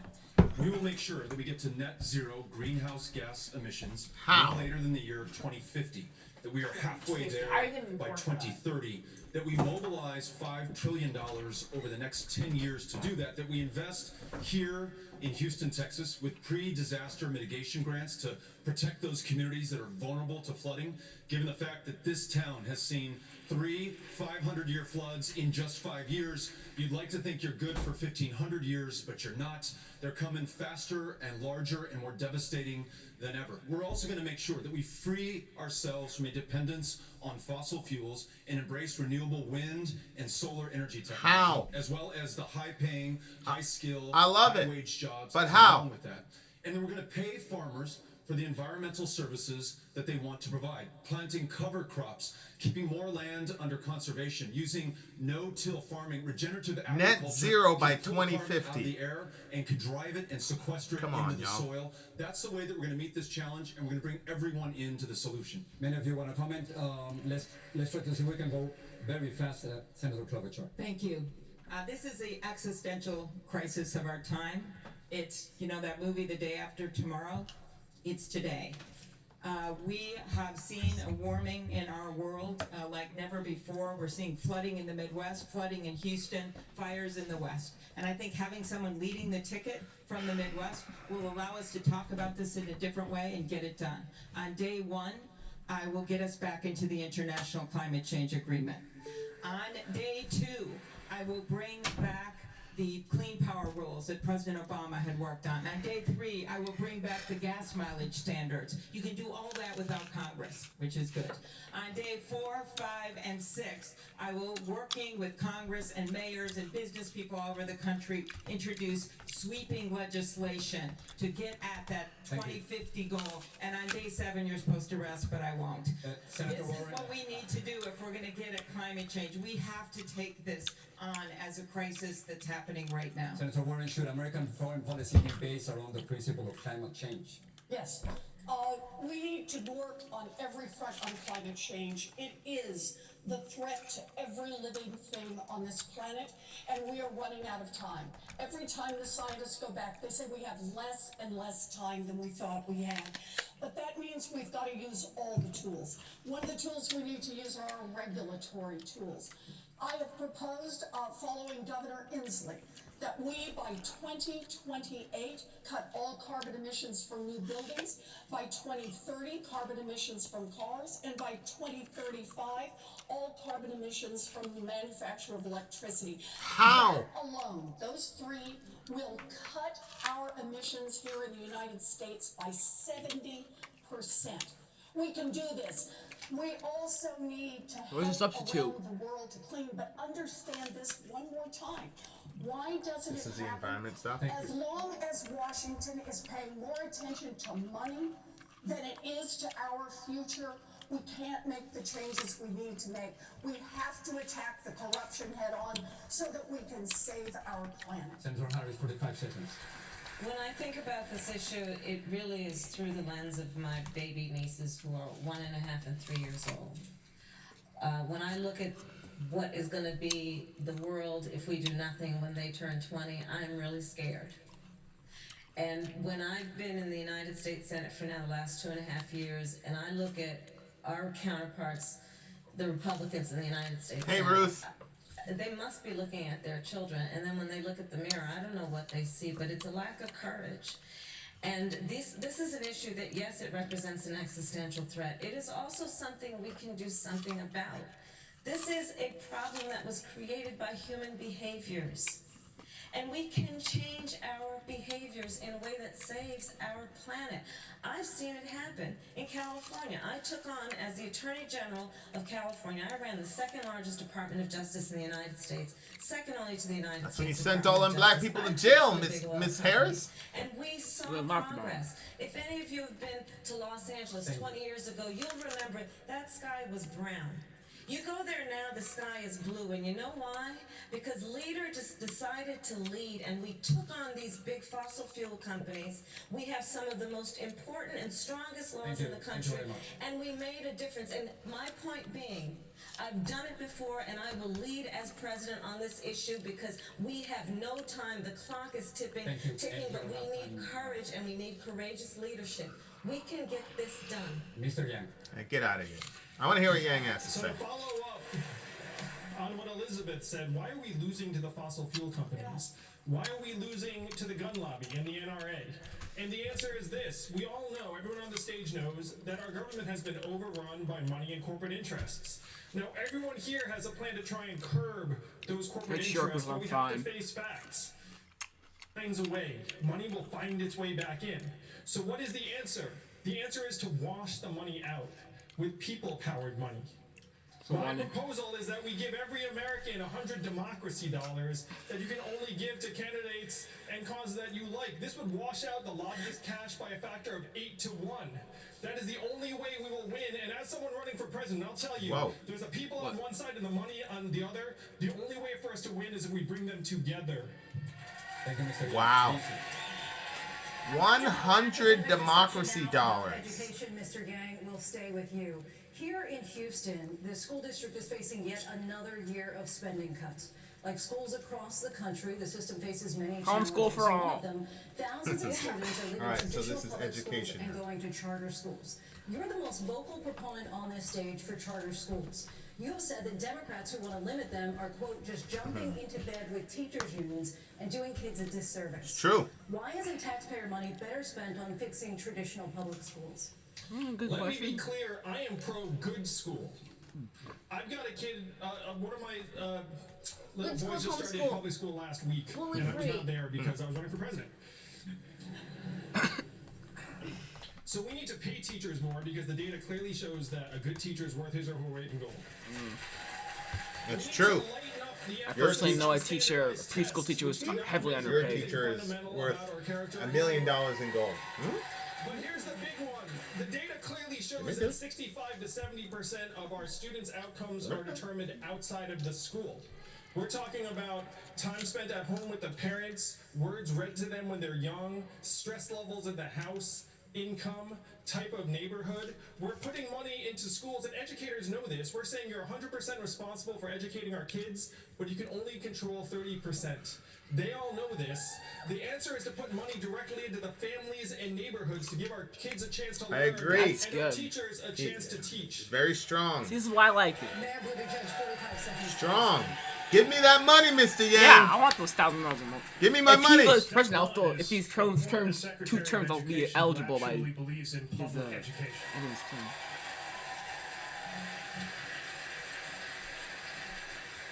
I believe in public education. And in order to strengthen it, Yang is doing pretty good here. For preparing for a future where knowledge is at your fingertips, but we got to teach more to do with critical thinking and social and emotional learning. Some of it is extremely simple. We've just got to pay teachers more.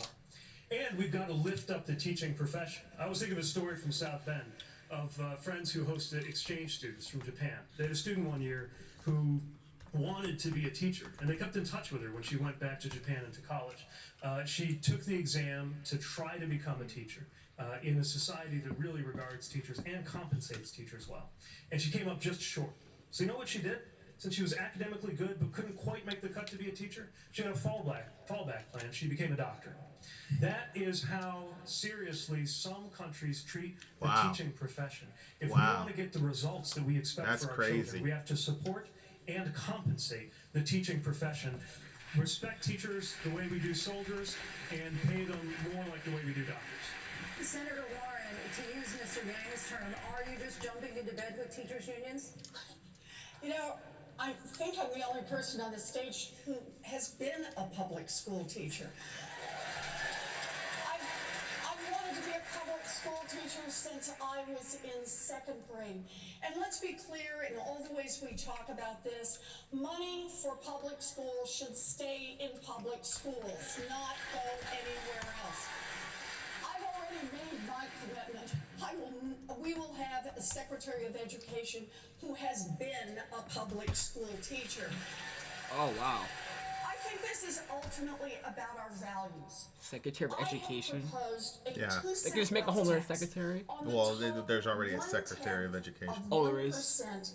Oh, she just want to make it like a school That would teacher. give us enough money to start with our babies by providing universal child care for every baby age 0 to 5, universal pre-K for every 3-year-old and 4-year-old in this country. Thank you, raise the wages of every child care worker and preschool teacher in this country.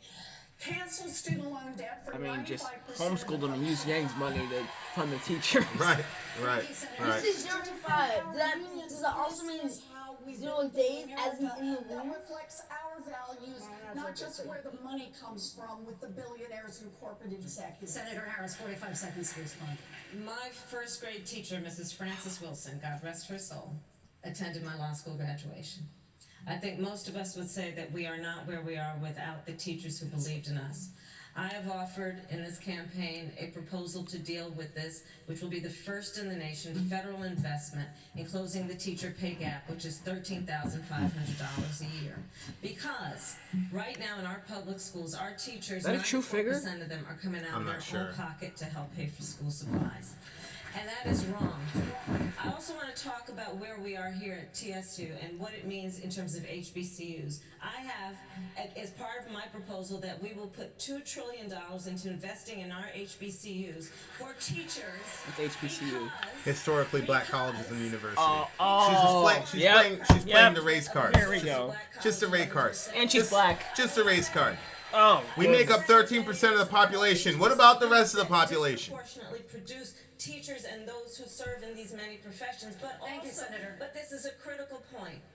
I don't want to hear it. If a black child has a black teacher before the end of 3rd grade, they're 13% more likely to go to college. True. If that child That's a good point. has had 2 black teachers before the end of 3rd grade, they're 32% more likely to go to college. Now, So why when is we that? talk about investing in Well, our public I mean, education a black system, teacher it knows is at the source of the so things that you're much. going through, When etc., we etc. fix it, Oh. fix so many And there's other other. I mean, things. it definitely We makes a must invest in difference. mental That's health. 100% true. I strongly believe you can judge a society based on how it treats its children, and we are failing on this issue. Yeah, And you hashtag want abortion. to kill? Yeah, that's you want right. to kill our kids? Get the fuck out of here.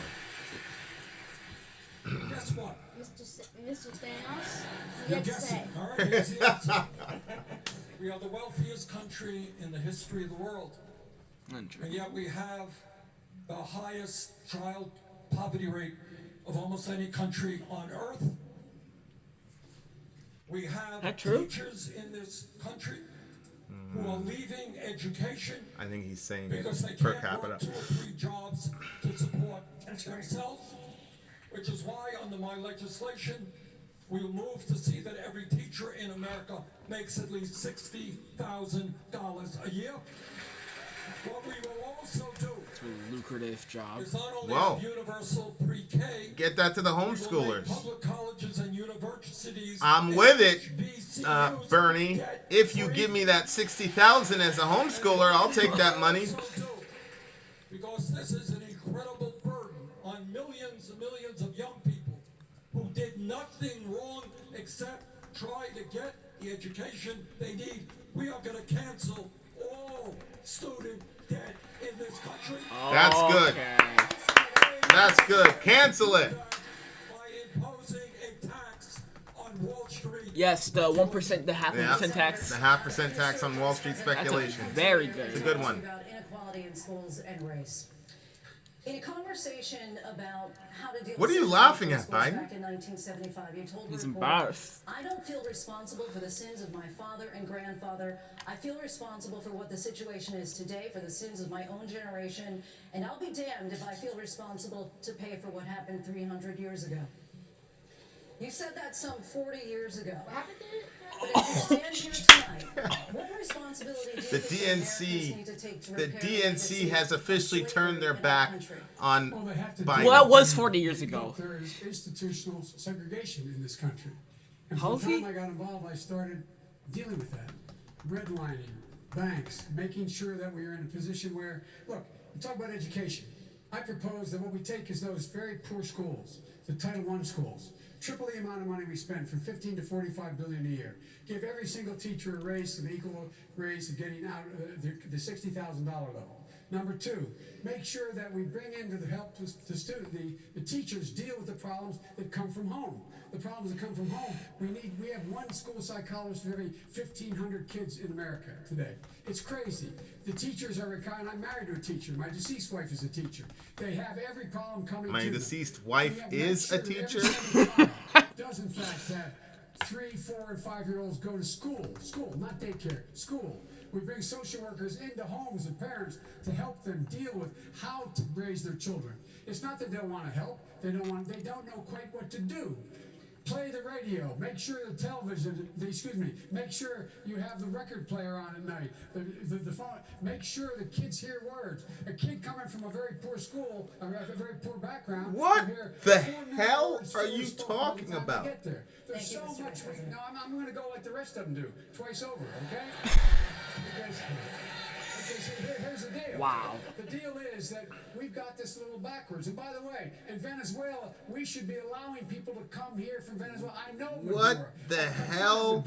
Number 2, a record player? We need to do something in Latin America. To like teach him words? He's officially done. Biden's officially done.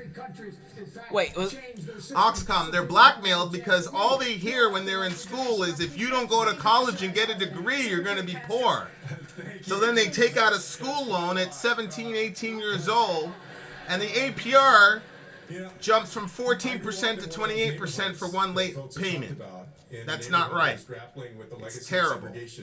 In fact, in two public school districts that were involved in a 1973 Supreme Court case challenging how Texas financed. Go back to sleep, Joe. And I know that today our schools are segregated because our neighborhoods are segregated.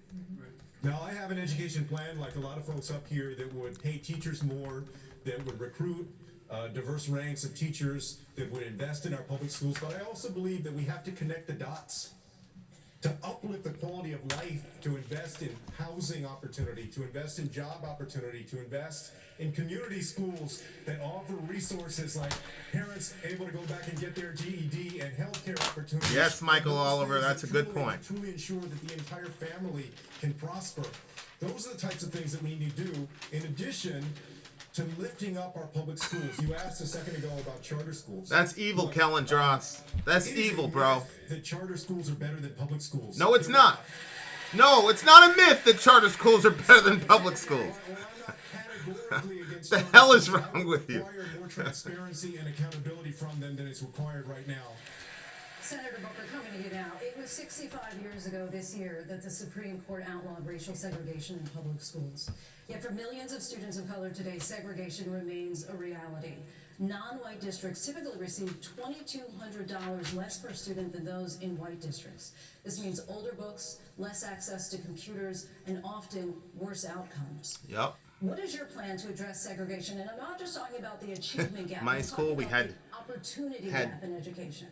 Duct tape on the binders in New York, in the Bronx. Then when I moved up here, people had iPads and computers and shit. I it's live like in a no black joke. and brown community below the poverty line.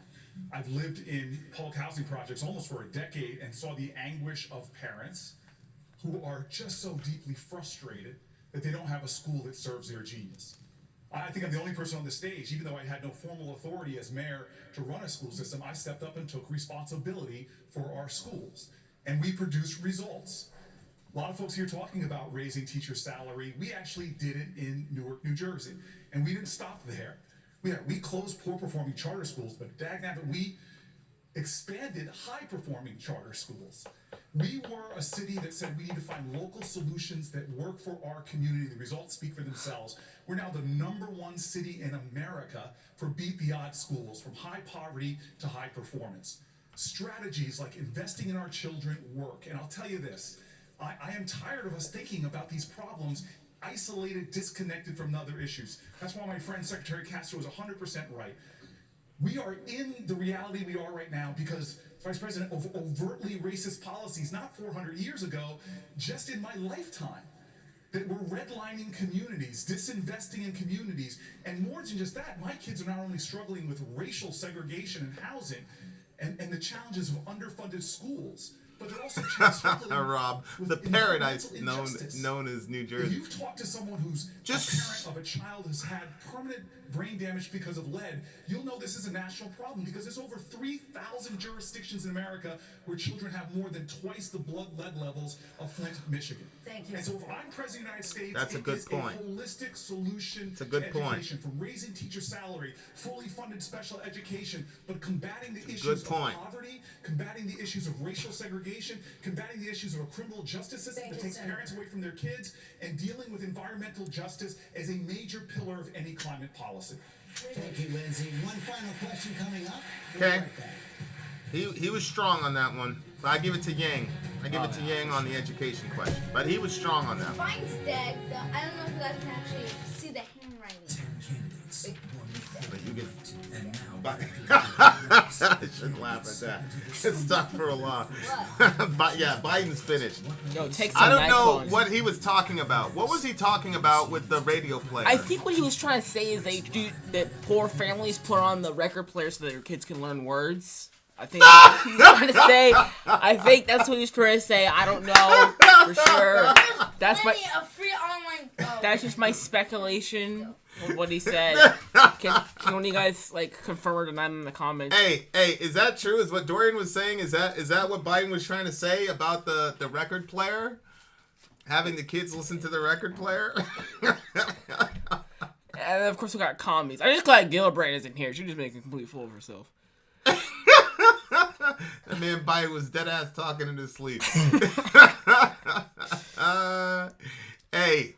First recorded record of a sleepwalker. Look. You two, you make sure you honor him because he's an elder. You gotta honor your elders. Dorian, you're a sharp kid. Dorian's the Biden interpreter. Thank you, Leah. And by the way, Castro is not Castro, the bald guy. Is it Spartacus? Yeah, Booker? he was from Baltimore. I mentioned that in the last debate. I think Booker's all Innocent about appeal to emotion about the Baltimore thing. Booker's all about we all I just feel like Booker's kind of putting the responsibility on all it's kind of hard to explain, but everyone else think that they're gonna make a change. Yep. But Booker's different, everyone's gonna more holistic. Thank you, B Cherry. Yeah. Yeah. I'm trying to learn Japanese. I agree. I thought that was a strong response. I just think Yang is just extremely intelligent and highly polished. For a first timer, I think he's doing a damn good job. I feel like he needs to gain more experience though, outside of his business.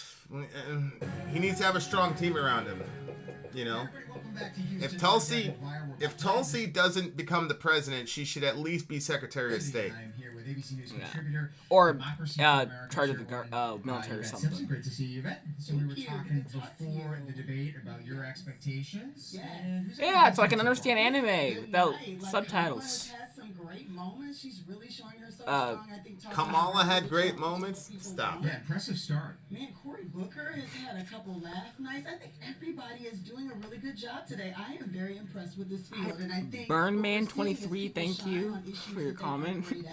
And so you're seeing, Biden and talk about his history. I know he got tripped up a bit. He's finding his way back. You see Warren and you see Bernie doing their thing, their tag team on Medicare for all. Before we got to go here, I got to ask you about Julian Castro. Yes. Hard at Joe Biden. There's getting a bit of blowback on Twitter. Well, Do you think it was a fair attack?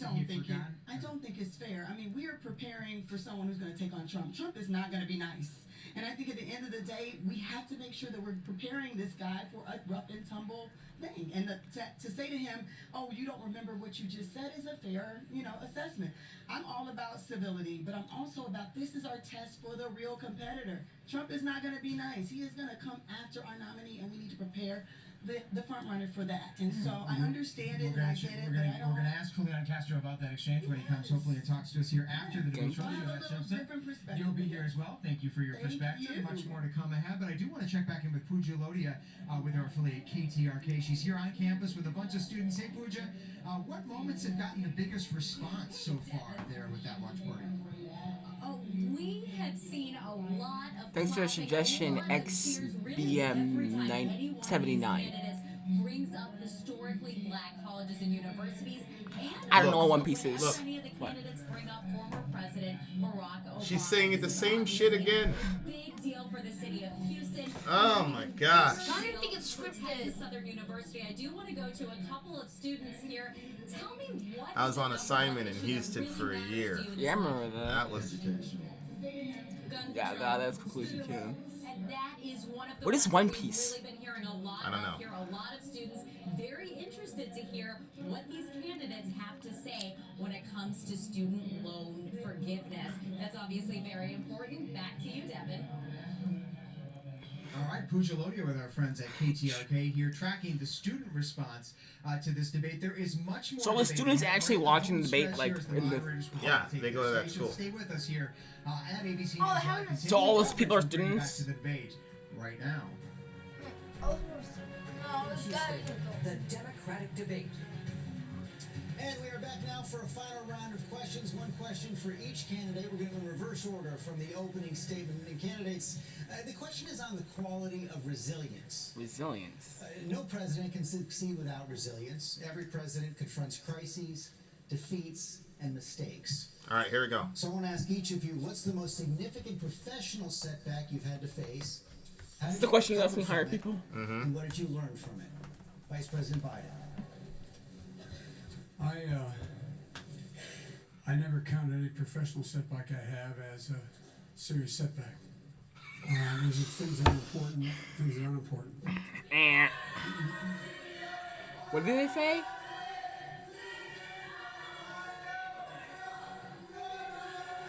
What are they saying? Yikes. I have no idea. We're going to clear the protesters now. Just 1 minute.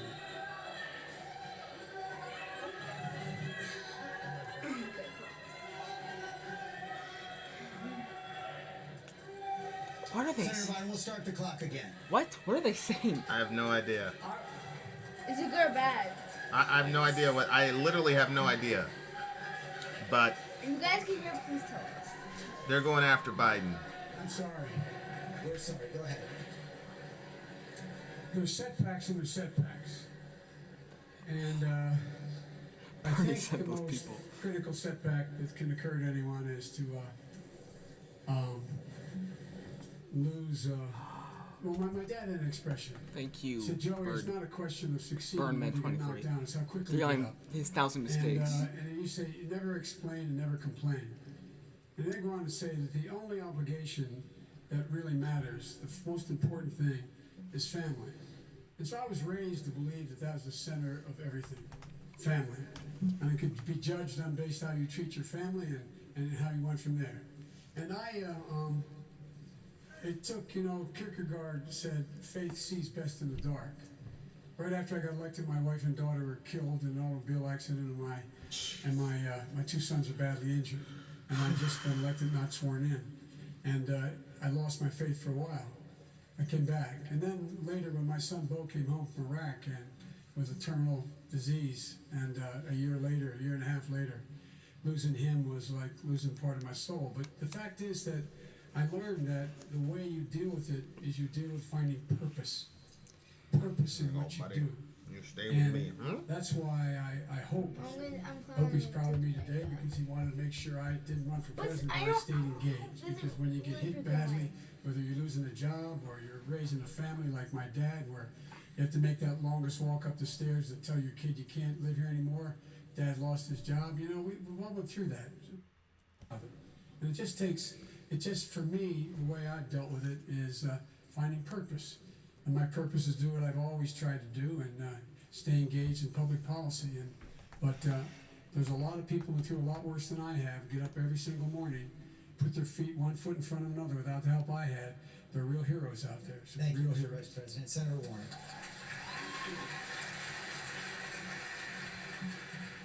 I mentioned earlier, I've known what I wanted to be since second grade.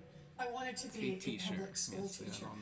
And I invested early. I used to line my dollies up and teach school. I had a reputation for being tough but fair. By the time I graduated from high school, my family didn't have money for a college application, much less to send me off to 4 years at a university. And my story, like a lot of stories, has a lot of twists and turns. Got a scholarship, and then at 19, got married, dropped out of school, took a minimum wage job, thought my dream was over. I got a chance down the road at the University of Houston. And I made it as a special needs teacher. I still remember that first year as a special needs teacher. I could tell you what those babies looked like. I had 4 to 6-year-olds. But at the end of that first year, I was visibly pregnant. And back in the day, that meant that the principal said to me, wished me luck, and hired someone else for the job. So there I am. I'm at home, I got a baby, I can't have a job. What am I gonna do? Here's resilience. I said, I'll go to law school. And the consequence was, I practiced law for about 45 minutes, and then went back to my first love, which is teaching.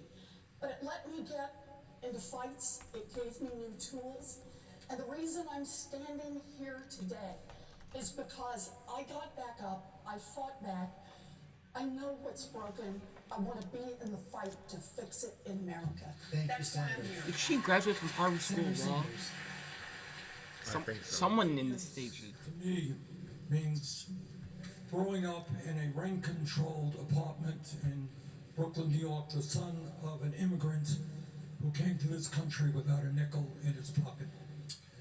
Professional resilience means to me, George, running for U.S. Senate in Vermont and getting 1% of the vote.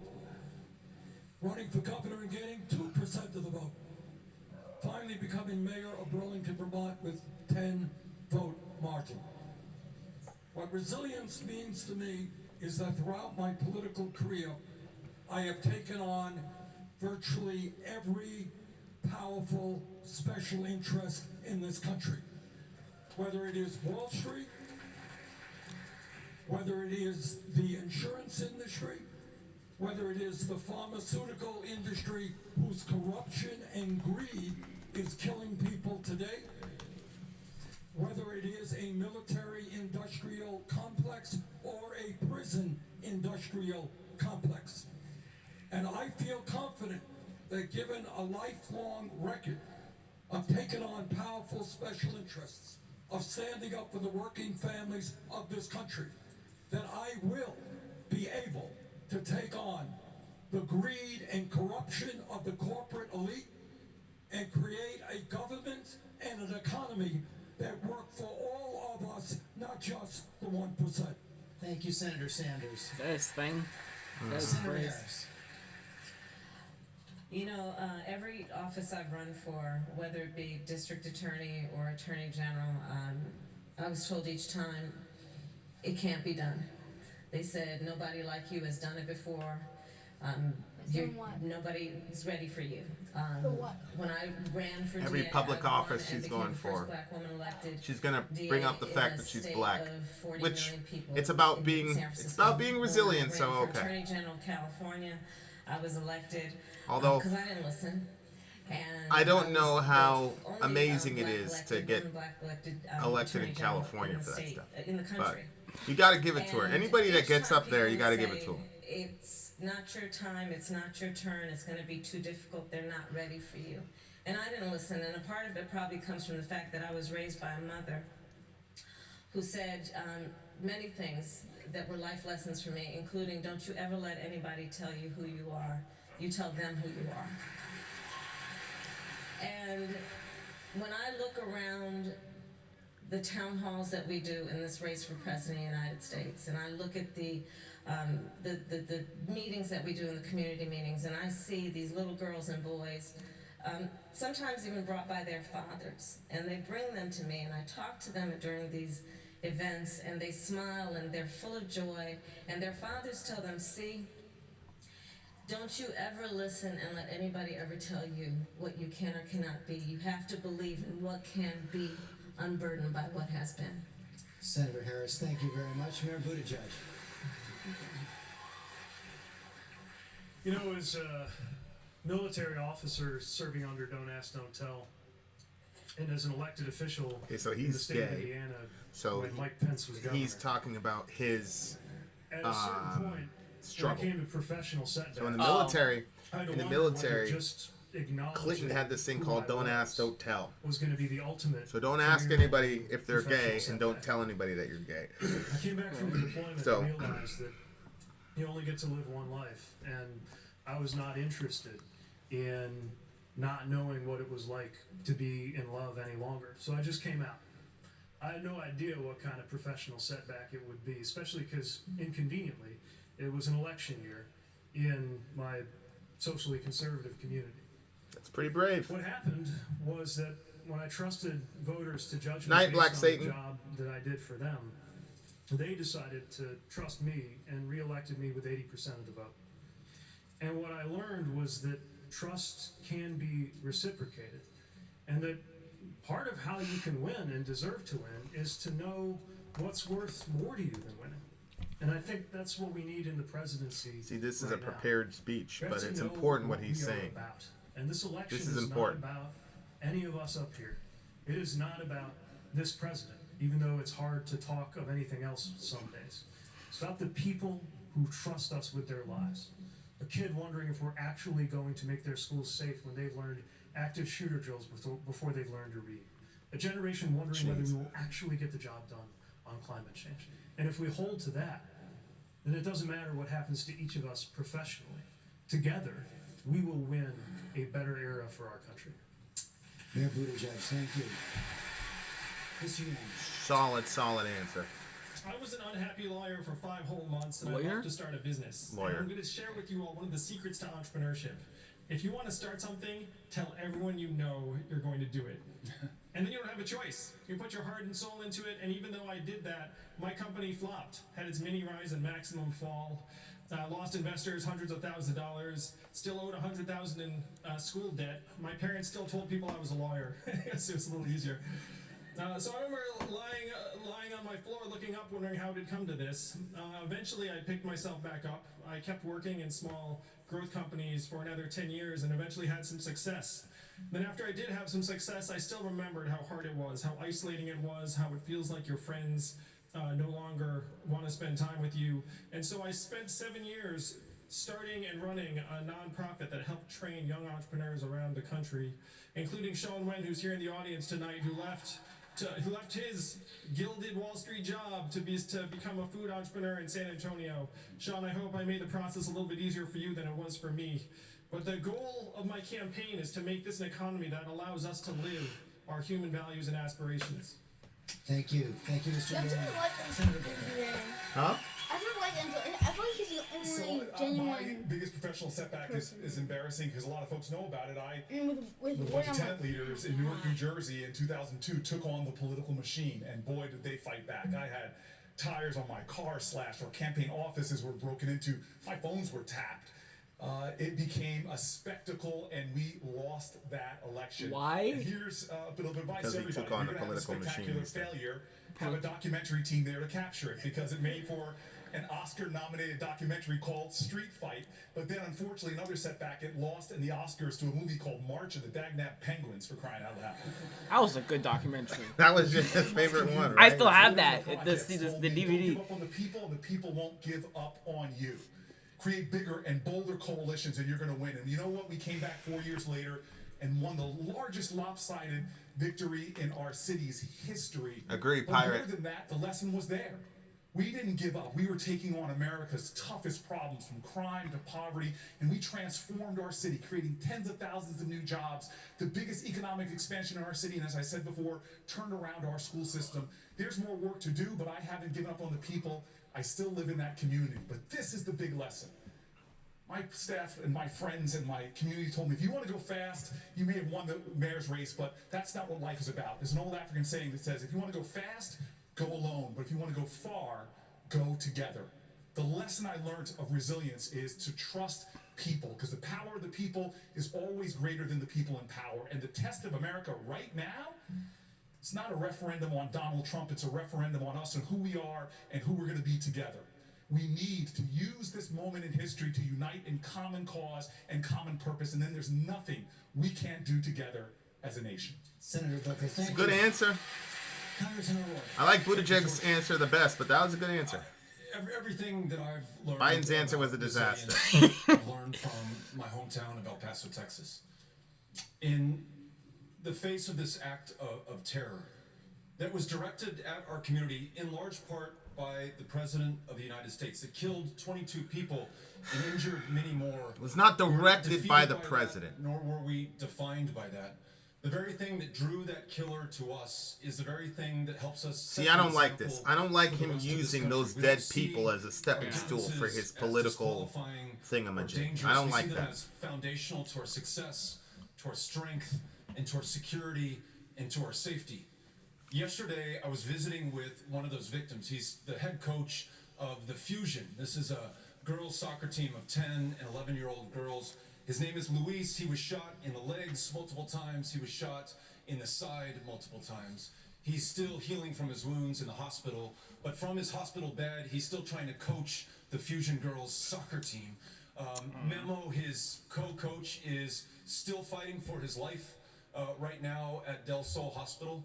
Those two men, Jessica and Marcella, their wives, they exemplify resilience to me. And when we end this scourge of gun violence in this country, when we finally confront the racism that exists in America, when we're defined not by our fears, but instead by our aspirations and our ambitions, it will be in large part, I think, thanks to the example that El Paso has set. Congressman, thank you.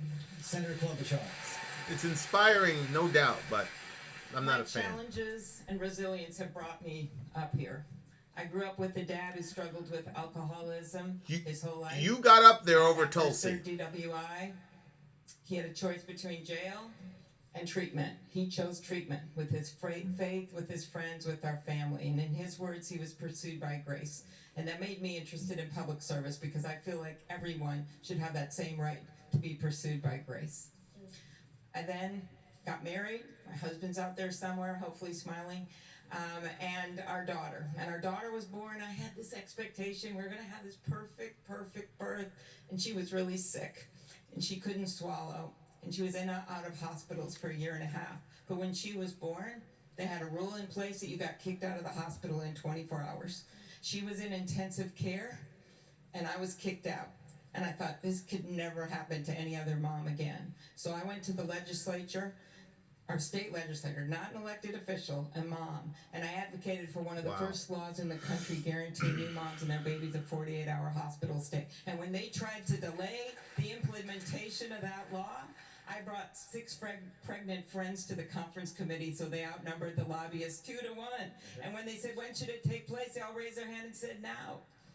That is what motivated me to go into public service. And when I got to that gridlock of Washington, D.C., I got to That's a good story. and pass over 100 bills. And I know you like a lot that? of my friends here from the left, but remember, I am from the middle of the country. And I believe if we're going to get things done, that we have to have someone leading the ticket with grit. Someone's going to not just change the policies, but change the tone in the country. And someone who believes in America and believes it from their heart because of where they came from. That everyone should have that same opportunity. Senator, thank you. That's good. That's good. They're doing good on this part. You, You got to give it to them. To Lindsay and to David and to all of y'all for tuning in tonight. In many ways, I shouldn't be here on this stage. You know, I agree. You shouldn't. was my mother's name and was my grandmother's Tulsi name before her. should be there instead of you. We agree. On the west side of San Antonio. She is more going to the public talk schools. Eventually, my brother Joaquin and I became the first in our family to become professionals. Your brother Joaquin, who released all those names and employers of Trump donors. I took a job at the biggest You idiot. law firm in town. I was making $100,000 a year in the year 2000. A few months later, I got elected to the San Antonio City Council, and the City Council at the time was only paying $1,040 a year. So everybody had another job, and my job was at the law firm. Well, a few months after I got elected, the law firm got a client, and the client wanted those of us on the City Council to vote for a land deal. The land deal was that they wanted to build a golf course over our water supply because we relied on an underground aquifer. I didn't think the environmental protection plan was strong enough, so I wanted to vote against it, and my constituents wanted me to vote against it. But under the ethics rules for lawyers in Texas, because believe it or not, lawyers have ethics rules, you can't just go against the interests of a client, so I was stuck. On the one hand, I wanted to do the right thing. On the other hand, my livelihood, my student loans, my new house payment, my car payment depended on me shutting up, being conflicted out. So one day I walked into my law firm and I quit my job. And then I went and I voted against that land deal on the city council. And whoa, if he really did that, it was the first test that I had. You gotta give it to him. Back to that because oftentimes you think of politics and you think of politics as dirty or corrupting. I wondered before I went in it whether it would change who I was.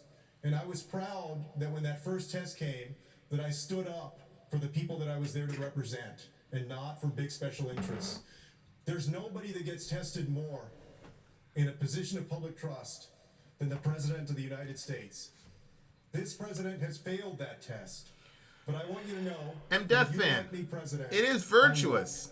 I won't serve anybody. If he did that, that's a high character move, man. You walk away from a $100K job a year for one policy. If he really did that, that is a very virtuous thing to do. Texas Southern University for hosting us tonight. It was a great crowd as well. Yeah. Thanks to everyone at home. The debate is over. Our coverage continues with Tom Yamas. And George, thank you. Great debate tonight with you and all of our terrific. Yeah. Gracias. Okay. Well, yeah, like I said, Death Fan, I don't know if what he said is true. He's a politician. How can we possibly know? But if it is true, I don't care how many times he practiced. I don't like Julian. I don't like this guy at all. But if he did that, that's a high character move, man. That's a really high character move if he did that. So, I don't think that that's virtue signaling. They asked them a question. What was a setback and how did you overcome it? Just because you don't like somebody or you don't agree with them politically doesn't mean you shouldn't be able to, recognize somebody who did something pretty amazing. I doubt very highly that many of us would have called that play if we were in the same situation. I'll just say it that way. Okay. So, look, Tulsi wasn't there, so nobody got severely challenged. Warren didn't get challenged for being in bed with, on the financial side with stuff. Biden, I feel like this is it for Biden, man. Yeah. That answer about the education thing and the kids listening to recordings, I had no freaking clue what he was talking about. I thought Cory Booker, when Booker calling those people commies. No, Biden calling commies. Yeah, Biden. Yeah, I think Biden's out. Klobuchar, look, there were a couple of these guys that when they were out, I forgot that they were there. Like, I forgot Cory Booker was there. I forgot Amy Klobuchar was there. Oh, yeah. When Yang wasn't speaking, I was like, I wonder what Andrew Yang has to say about this. I thought Yang won the night, but only because they would not allow Tulsi to get on this stage. If Heimsdale is right that Tulsi is ranking number 2 on Twitter in this context, then that says everything that you need to know. But there you go. I thought that that CNN structured that question really ABC. Brilliantly, or ABC, whoever it is. I thought the structure of that question was really well done because it gave the Democrats a moment to shine, and I thought they did very, very well. What's up, Jonathan? Have a good one. Inshallah, Tulsi will be in the next debate for sure.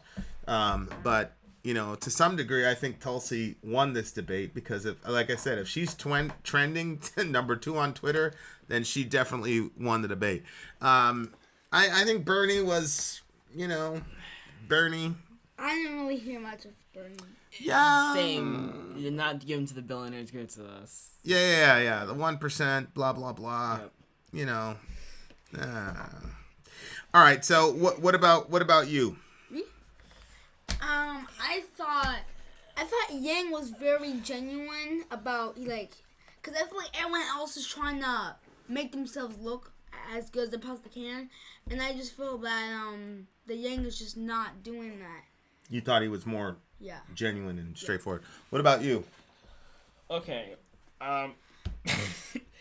So Gillibrand was out of this debate, so we had to replace something. We had to give him, a little bit of humor. So we had to replace Gillibrand with Biden. So now he's the comic relief. So that was interesting. And be respectful. Be respectful. And he's an elder, so yeah. And then Yang is I like Yang. He's really has I think he has nice practical ideas about stuff. Let's see what else. Yeah. What do you believe that Yang can beat Trump? I don't know, but his $1,000 a month sounds really good. And Warren's thing on having a Secretary of Education be a teacher, I think that sounds decent, right? Right, it's a good idea. Education is obviously important to most Americans. Yeah, no, I agree. I think that Trump would have a hard time with mudslinging Yang because Yang is so precise. He doesn't get into the hullabaloo. You'll notice he doesn't insult Trump. He doesn't, like Kamala Harris was insulting Trump, calling him a little man, blah, blah, blah. Because of all fools. That's not gonna do anything. She can't leverage her African Americanness because what she did to. We have table Courtney and we have little man. Reference to the Wizard of Oz. Why? And she didn't even leverage. What did you say about she's not gonna be able to use what? She's not able to leverage her African American power because of what the actions against us. Right. And then laughing about it. Right. Black people do not like Kamala Harris. I don't. Yeah, we can see through this. What? Yeah. No, I agree. I'm not sure. I feel like Trump would have a very difficult time trying to pull Yang down to his level. But I think he would destroy Biden. He would annihilate Biden. He would annihilate Castro. He would annihilate... I think he would annihilate Elizabeth Warren. He would destroy Cory Booker because they would try to get into the mud with him. I don't think Bernie would try to get into the mud with him. And I don't think that Yang would get into the mud with him. So Thanos and Yang. Thanos. Okay, so Leah is saying Trump can run on his record. What does Yang have? Ideas and an abacus. Yeah. Yeah, I can't run his. Yeah. I mean, look, I'm a fan of reparations. Give me my money. I'm also a fan of paying $60,000 to teachers, as long as it includes homeschoolers. Mr. Sanders. I think that was Warren who came up with that. I think Pete Buttigieg. How'd you feel about Buttigieg? His story was. I don't remember hearing much from him, Buttigieg. But I do remember him saying something in the last debate about how there's more people in jail than there are in schools, which I thought that was interesting. That he said that, and his story at the end was really motivating and brought more peace of mind. We all of us know that that's all true. We already know that it's not made up. So. Okay. All right. Look, here's Death Proof. Homeschoolers shouldn't get paid. Why shouldn't we get paid, Death Proof?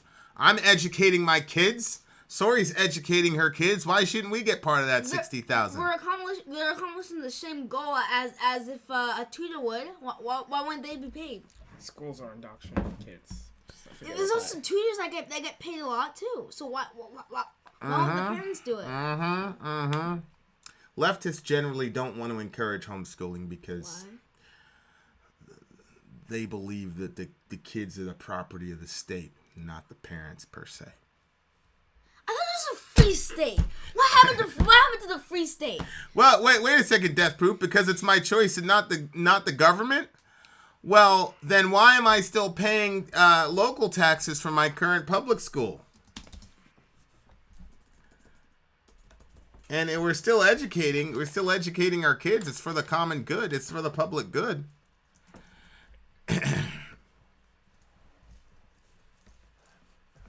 What do you mean as long? Yeah. Look, homeschoolers are not held to the same standard. Homeschoolers, we actually are held to a much higher standard. This guy went from the 5th to the 7th grade in one fell swoop. So it's obvious that homeschoolers are that kids are. There should be a homeschool incentive for parents. That's what should happen. You should incentivize these parents to homeschool their kids. If you told the average American, look, we'll give you $60,000 if you homeschool your kids, because the numbers are clear that homeschoolers are homeschool kids outperform public school kids by a mile. The numbers are way more efficient. The numbers are obvious. So if you told everybody, hey, if you homeschool your kids, we'll give you $60K a year, how many people would do that? Then we would see our education skyrocket. And would also have. I feel like Bernie said the right thing when he said that healthcare should be a right. Well, everyone agrees. That's not even a discussion. No, everybody does not agree. Even people here don't agree that healthcare is a human right. Everyone on that. Yeah, that's what everyone agreed. Yeah, right. Everybody there agreed. I agree. So, Leah, to answer your question, I think Trump would. Bernie sounds like a broken tape every time he talks. Every time I hear him talk, it's a broken tape. But the tax on Wall Street, the half 1% tax on Wall Street, that I think that's a nice, good, practical idea, and I believe he had statistics to prove it as well. Yeah. Oh yeah, I agree. The half percent to 1% tax on Wall Street. See right there's Art Perez. Healthcare is not a right. Screw those people. Let them die, Art. Let them just die.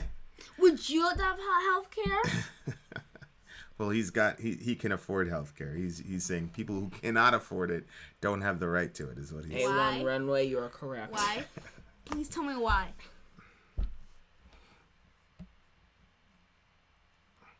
So no one can tell me where the $42 billion is coming from to pay everyone $1,000 a week. It's not $1,000 a week. It's $1,000 a month. Yeah. Hey, Mr. Tasco, you can call me if you want. You've got you know your Thanosism. So you're here. If you want to hit me with your Thanosism, go for it.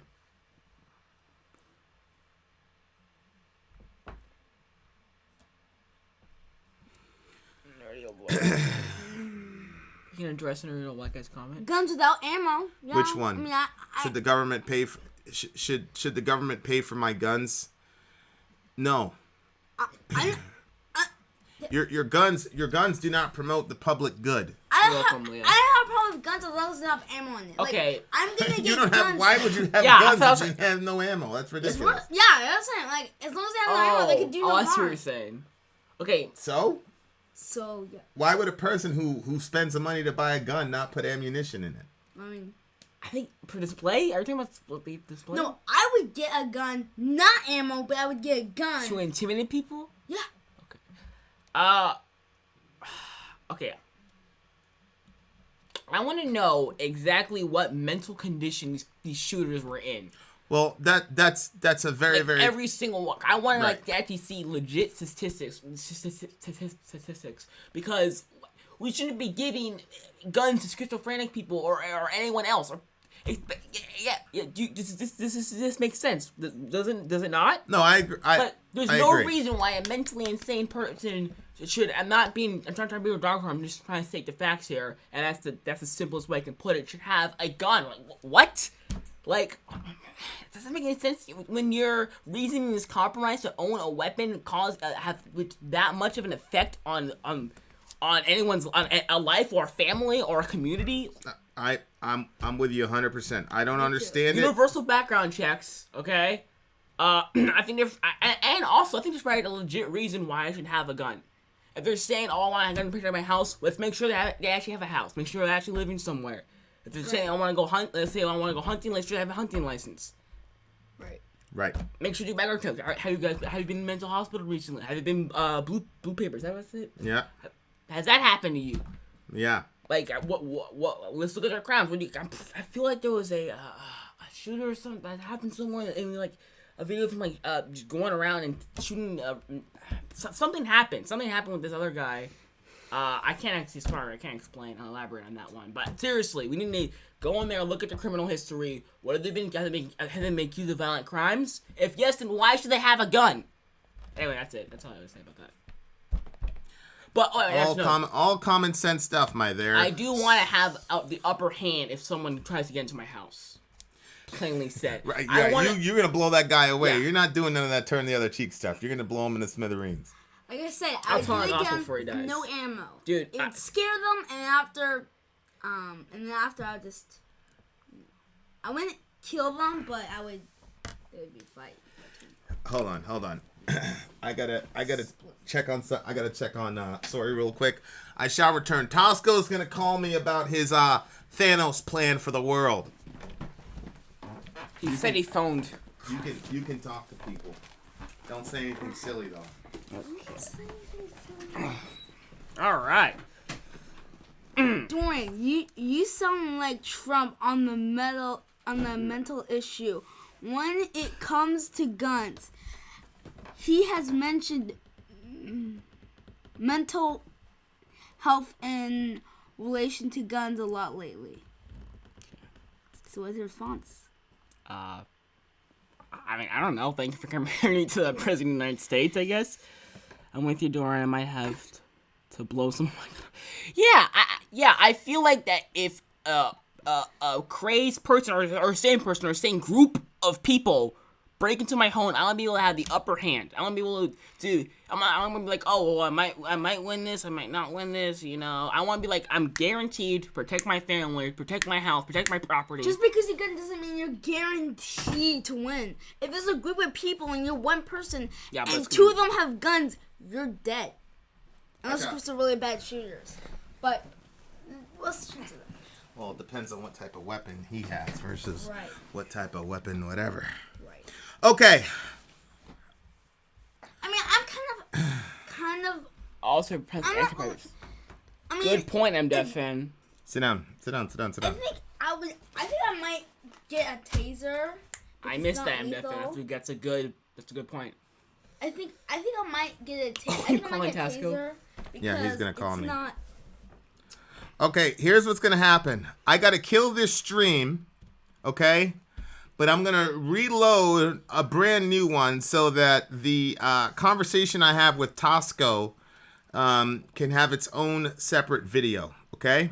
That's smart. So I'm gonna kill this stream and then I'm gonna set up another one right after, okay, guys? So Tosco, be ready. We're about to go at it. Bye. Thank you, discarded vet. Hold on. I don't want to see the notifications. Okay. All right, so I'm going to kill the stream, and we're coming right back. It's going to be under a new title. It's going to be Population Control and Overcrowding with Tasco or something like that. Okay.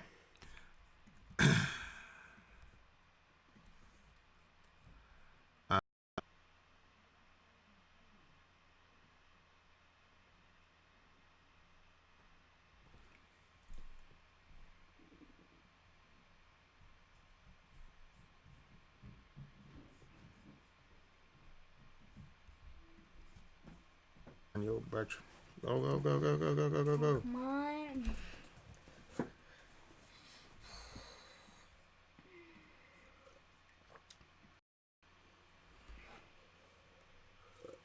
I think we're good.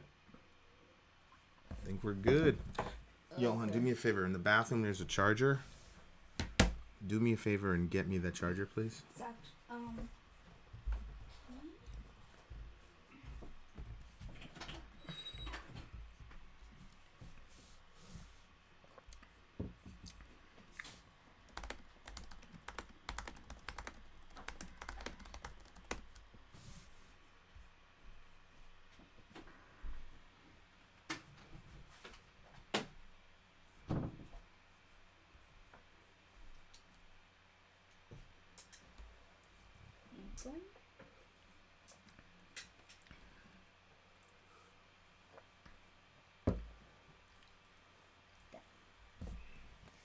Where's the base? Where's the base?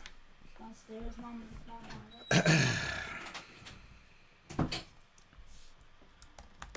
Yeah, Thanosism. Isn't that what Thanos wanted to do? He wanted to clear the population. The man could have just made more resources. I don't understand this. Huh? He could have just made more resources. Who, Thanos? Yes! He had the infinite. You could have just made infinite resources instead of having them on a time bomb. Hold on. Let me see. Let me get my Skype up. Pony, I agree. Let me get my Skype up. There it is. All right, I'm ready for this. Do not interrupt. I will open you up for questions later. Okay? And if he says something you don't agree with, remember, he's your elder. You have to respect him. Okay? Okay. All right. And if he says something about me, don't take it personally. People say stuff about your dad all the time. Like I care. Right. Like I care. All right. You got where's the base? Yeah, just plug it in over there. Okay.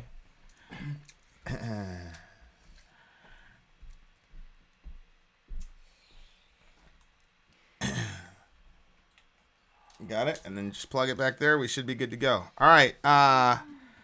Tosco, call me back. Call me back on Skype. We should be good to go now. Johan. Okay, we're good. It's plugged in. That's plugged in. We got the show title right. And Tosco should be calling us soon. Oh, there he is. Here we go. Hey. Hold on. Let me get my speaker on. Speaker. Hey. Hey, can you hear me? Yep, can you hear me? I can hear you perfectly, and I trust that everybody else can hear you. So, Tasco, go for it. What's up? Cool. Just before we get into it, I just wanted to shout out Cradle of Filth, who I saw last night, who are epic. Yeah. How'd they do? Good? Oh, they were amazing, and just brilliant set list. Lindsay was great, and I got a guitar pick, so can't complain. Nice. Okay, so go for it. All right. So you, Vin, are probably the most frustrating individual on the internet for me. I tend to agree with exactly half of your viewpoints. But you know I'm an environmentalist, yeah? Yep. Okay. I really didn't like how you framed the Bernie video from a few days ago. So Bernie was talking about birth control and poorer countries having access to birth control. And you insinuated that he was wanting to kill half the population and that it was all about abortion, which I disagree with. Now, where would I get the idea, my brother, that this was about population control? Well, he was talking about reducing birth rates, yeah? How was the question framed, my brother? The question from you or from the... I don't remember how the question in the debate was framed. There was no debate. It was a climate change summit. And a young lady got up and asked Mr. Sanders a question, and she prefaced the question by saying, this topic is a poisonous topic for politicians. Do you not remember seeing that in the video? Yeah, I remember. Yeah. Okay, now can I ask you a question? Sure. Is quote-unquote reproductive rights a poisonous topic for a Democrat to speak on? I don't think so. Okay, so in the context of that discussion, what was the poisonous topic then? Well, I don't know about specifically what that lady was asking. From what Bernie was saying, it was about birth control, right? No, and I disagree with you. Well, that's what he said. He said birth control. Not once did anyone mention abortion. My brother. They were talking about the accelerating growth in population, which has been, doubled in the last 50 years. And the point of that was the point of that was talking about how the human population growth has put a strain on the natural resources of the planet. Let me read what the young lady actually said to Bernie so that you can understand that I was not misrepresenting him.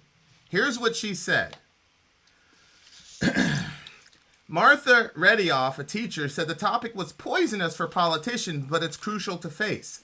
Empowering women and educating everyone on the need to curb population growth seems a reasonable campaign to enact. Would you be courageous enough to discuss this issue?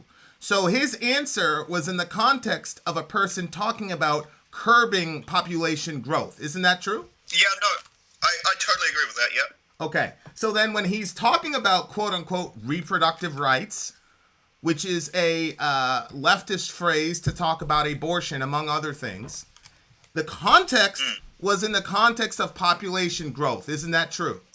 That's true. Okay, so then I was not mischaracterizing him to say that this is a Malthusian idea. I wasn't mischaracterizing him, brother, and neither did CNN. Well, you're talking about curbing population growth doesn't necessarily have to be about abortion. That's what the point of what I was saying is that, like, for example, I myself have not had any children because I've been using birth control. And Bernie said birth control wasn't talking about abortion. My brother. From what I got from the station. My brother. Yeah. When a leftist politician uses the term reproductive rights, does that exclude or include abortion? It includes. Okay. Yeah. Did he not use that phrase in his answer to this lady?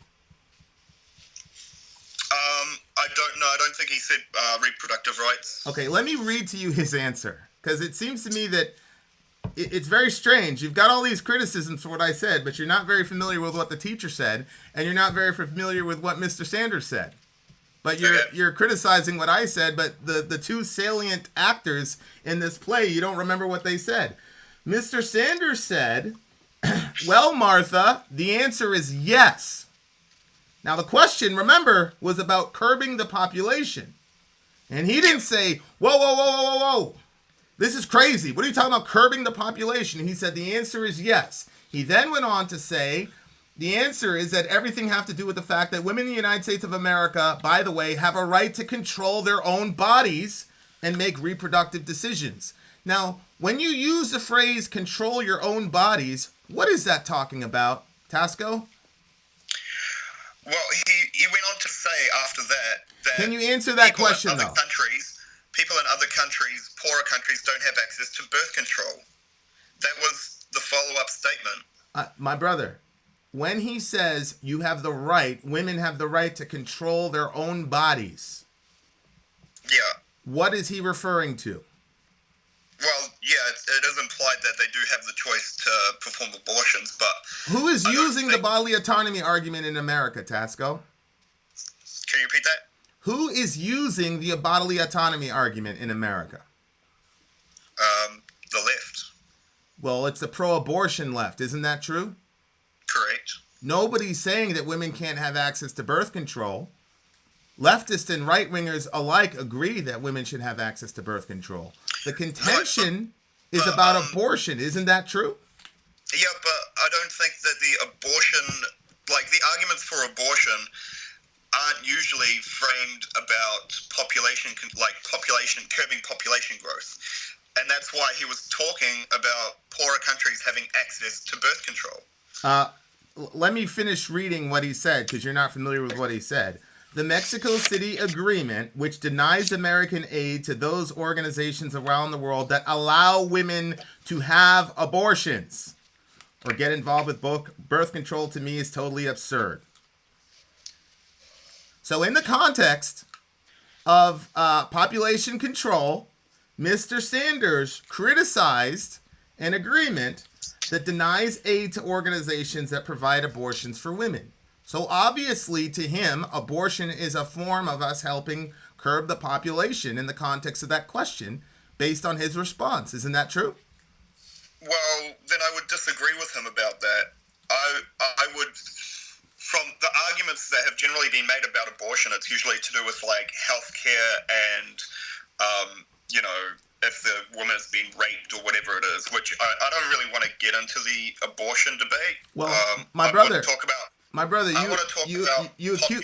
curbing. Yeah, we'll talk about that in a second. All I'm saying is you accuse me of misrepresenting Mr. Sanders, and that's obviously not the case. He explicitly mentioned abortion, and he criticized the Mexico City Agreement, which denied aid to those who provide abortions. Okay, well, I missed that because I don't remember him talking about abortion. So. Okay. So then you're saying you disagree with Bernie Sanders there, that we should not use abortion to curb the population? No, but I do think about like access to birth control and education about, you know, raising, if you're going to have a family, raising them in a sustainable, environmentally friendly way. Nobody's mad at you for that, my guy.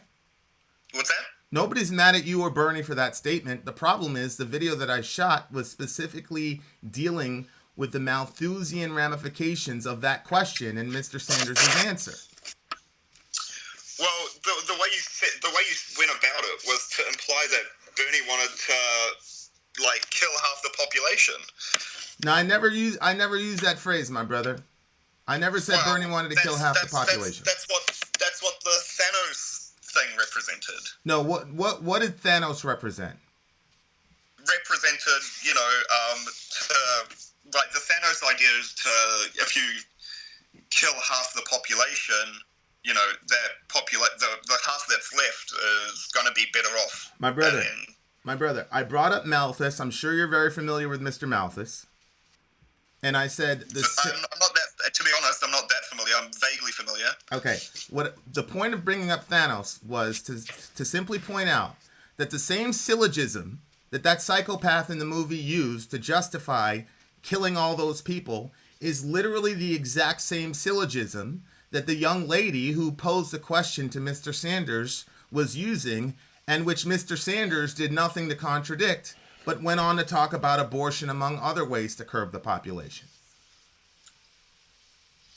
Right. So, like, I would Is that agree untrue? with half of what Bernie was talking about. I don't think that curbing the population really has anything to do with abortion, which is why I guess I felt, because I didn't correlate the two, and that's why I got pretty angry about it, because implying that, you know, Bernie wanted to kill half the population, I think was wrong.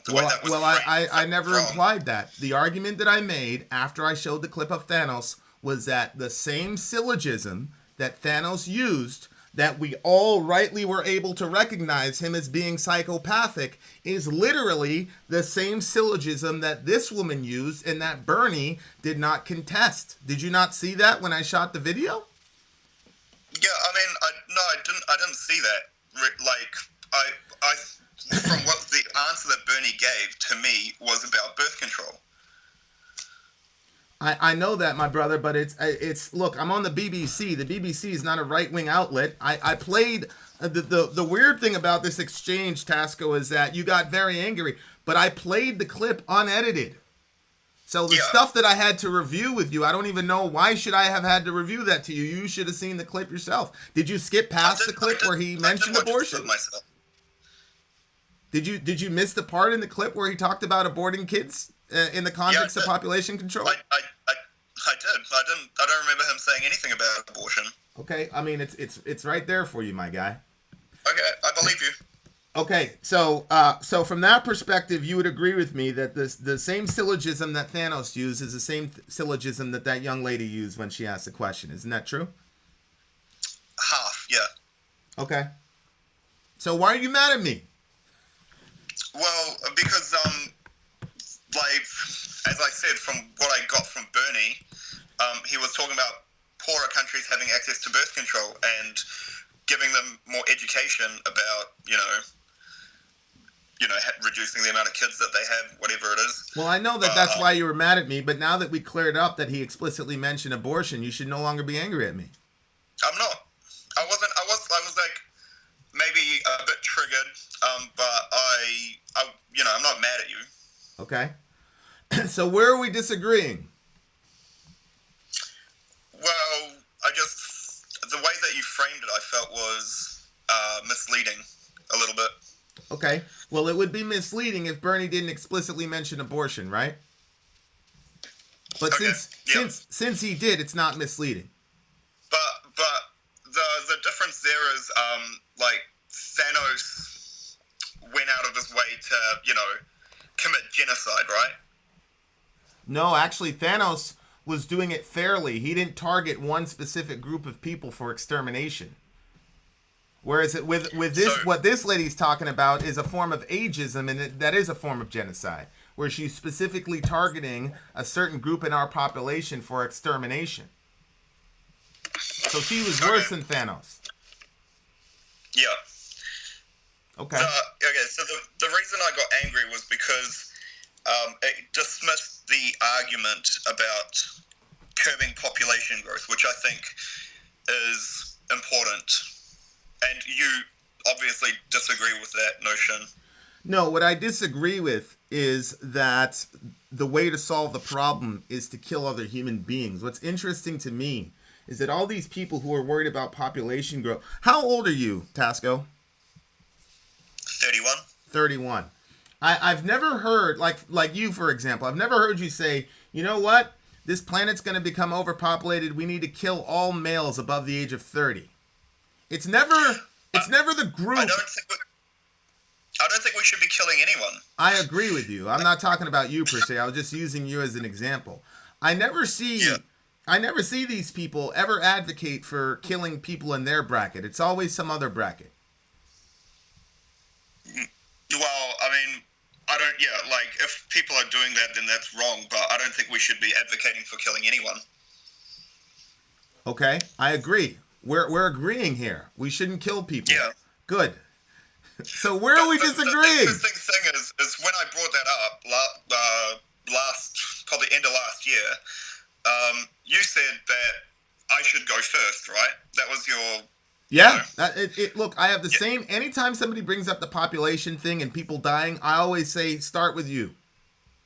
Right. I say that to everybody. I never said anything about people needing to die for this population growth. So then why were you mad at me when I said start with you? If dying was not part of the connotation, then why would you be upset if I said start with you? I didn't say kill you. All I said was start.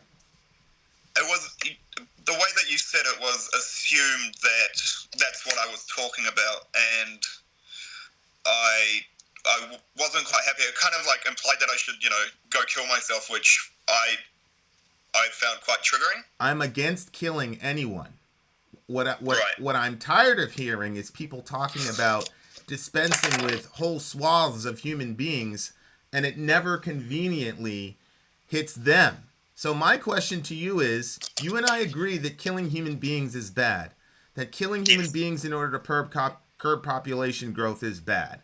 Very good. So what are you upset about in the Bernie video? Because that's the only thing I was talking about. I didn't deny that we have a climate change issue. I didn't even deny that human beings are part of the problem. What I denied was the solution that's being proposed is genocidal and psychopathic. So why are you... I've heard you say several times in the past that you're for the proliferation and expansion of the human population. Is that right? I'm sorry, say that again. Your stance was that you want the population to grow.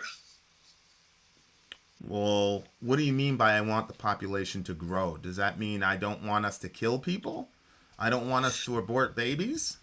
No, that from what I got from what you've said in the past is, like, from a Christian ideology, you want to populate the earth, correct? Well, I mean, we've got the Dominion mandate, be fruitful, multiply, fill the earth, and subdue it. But I don't have an agenda to make people have 19 kids. So what does fulfill the earth mean to you?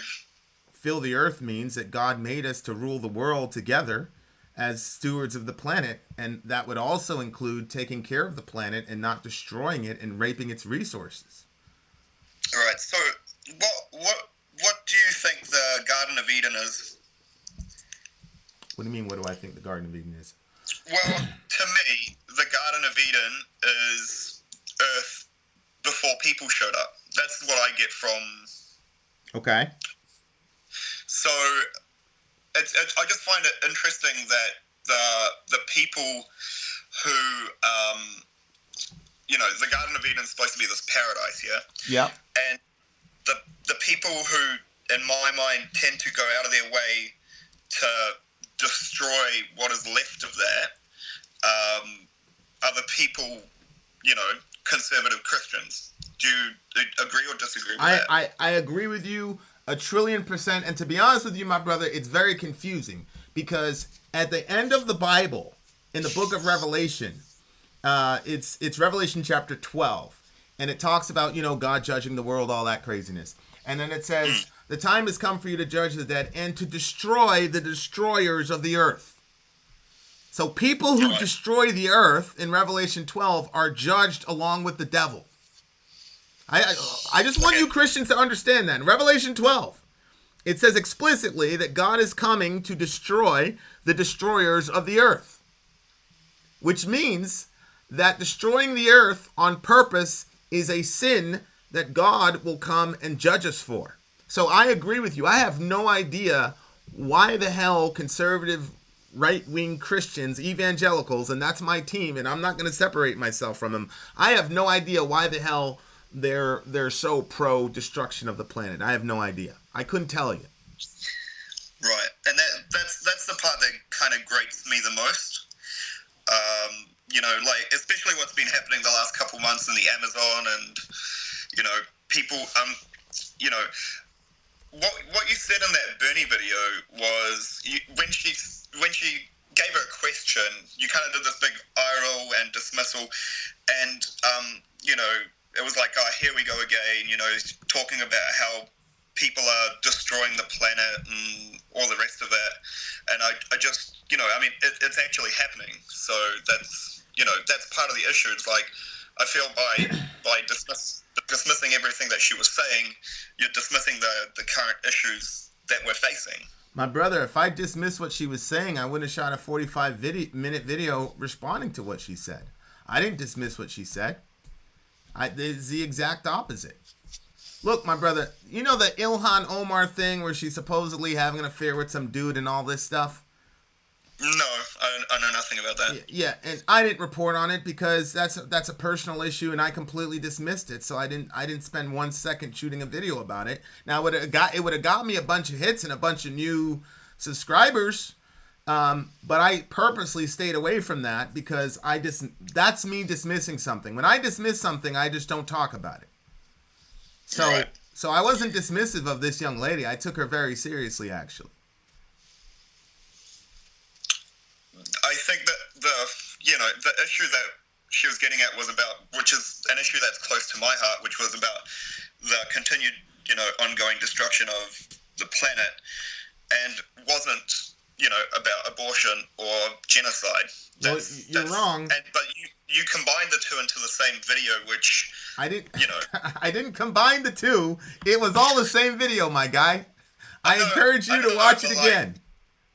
It's hard to separate, I'm against whatever's happening with, the current state of the planet, but, I'm also against abortion. I'm fine with that, but that wasn't at all the message that I got from the video that you made. Yeah, but we must exist in two different planets. Let me read what she said again. No, I don't need you to read it again, Ben. My brother, why would she say it's poisonous for politicians? Climate change is not a poisonous subject for leftist politicians, and abortion is not a poisonous subject for leftist politicians. It's the eugenics and the Malthusian context that she framed the question in, which is poisonous to politicians. You know that. I wasn't misrepresenting her. Do you think that she was implying that we should, snap half of the human population out of existence? You keep saying half. She didn't give a number. What she said was, climate change is a problem, and curbing human population is important to stopping it. And the way that we can do it is by getting reproductive rights exported throughout the world.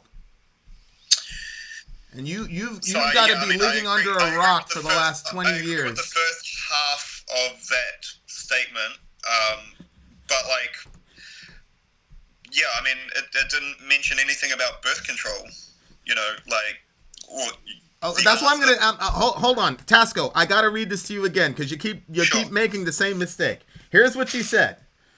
Martha Redioff, a teacher, said the topic was poisonous for politicians, but it's crucial to face. Empowering women and educating everyone on the need to curb population growth seems a reasonable campaign to enact. Would you be courageous enough to discuss this issue and make it a key feature in a plan to address the climate catastrophe, which then Bernie immediately went to women in America have control of their own bodies, and then he talked about the New Mexico agreement and abortion. So Bernie got from what she was saying that she was implying abortion. Bernie understood it that way. Right. But when you say talking about the education component of that to me is to do with population growth and the importance of slowing the reproductive rates, right? I agree with you. So that part of it was, in my mind, fine. What was the first part about empowering women? Empowering women and educating everyone on the need to curb population growth. So from the empowering women part, that's where you took the abortion. Well, I didn't, my brother. I wasn't there. Bernie was there, and he went straight to abortion. Okay. Well, I'll concede that. Okay. Yeah. So then, how did I misconstrue what Bernie said? Well, I suppose there's two components to what he said, and I missed the abortion component of it. I just didn't think it was about abortion. I thought it was about access to birth control, which is what he said. Okay. I mean, I don't know what to tell you, but the man said what he said. All right. So, I mean, it's there, and I'm not the only one who interpreted it that way, and neither is Ted Cruz. The Washington Post said that he had a gaffe and that he shouldn't have said it. Okay. So, I mean, he was just wrong. He shouldn't have said it. Okay.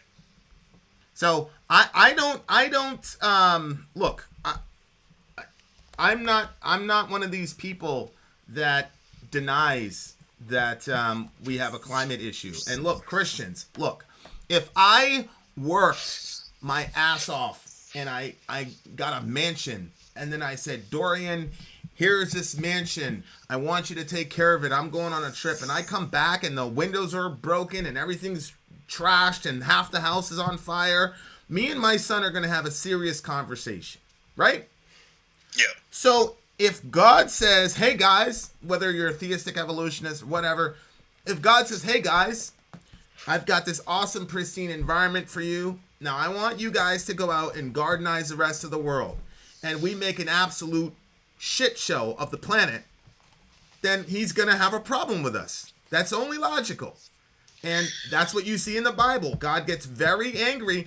I don't know if you knew this, Tasco, but in the Old Testament, every 7 years, you had to stop tilling the land.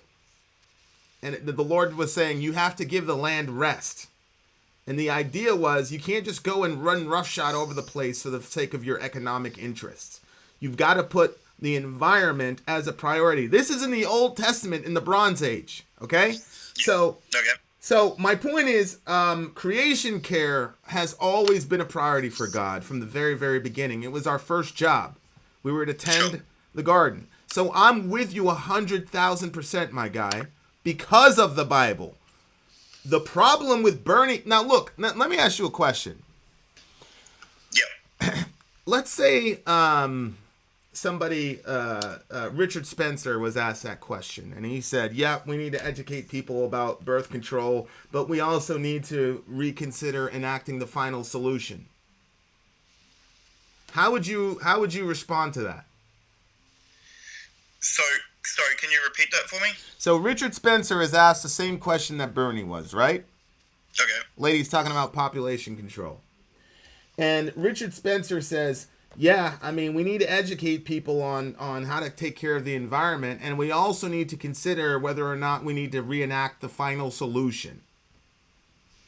How would you respond to that? What? Can you explain to me what the final solution is? The final solution was a phrase that was coined by Hitler during Mein Kampf. He was saying that Germany had a Jewish problem and that it warranted a final solution. And his solution was to liquidate them. Well, I'd obviously disagree with that. I mean, my grandfather was in a concentration camp, right? So I know too well why that wouldn't work. Right. So my condolences, but my point is, if you shot a video and said, "Look at this guy Richard Spencer, he's a Nazi, he's terrible. I can't believe he said that." Would it be rational for me to come and say, "Yeah, but I mean, I disagree with the second half, but the first half he was right on point. He's a good guy." Does that make sense to you? Yeah, that makes sense. Okay. Well, I agree with scientific consensus about climate change.